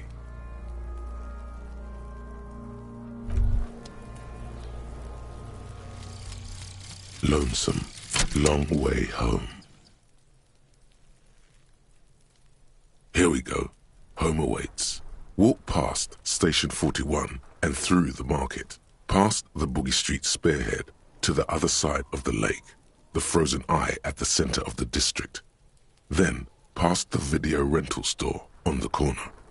There, at the end of a street lined with pine trees, a small house no larger than a matchbox.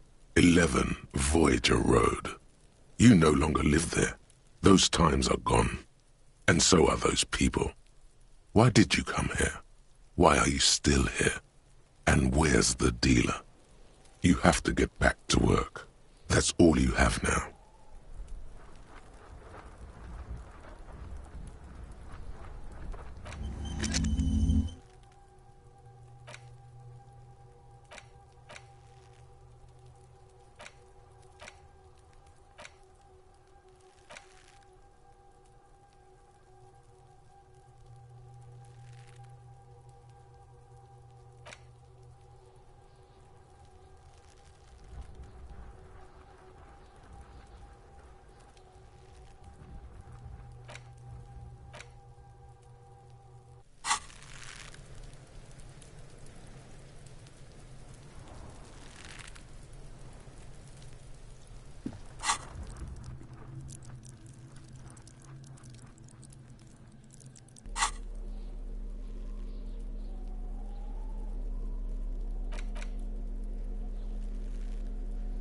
An intricate web of blue lines stretches across the torso of it. Almost looks like the electronic patterns inside a radio computer or an old filament memory. But for you to discover, you've gotten as far as you will without assistance. Gone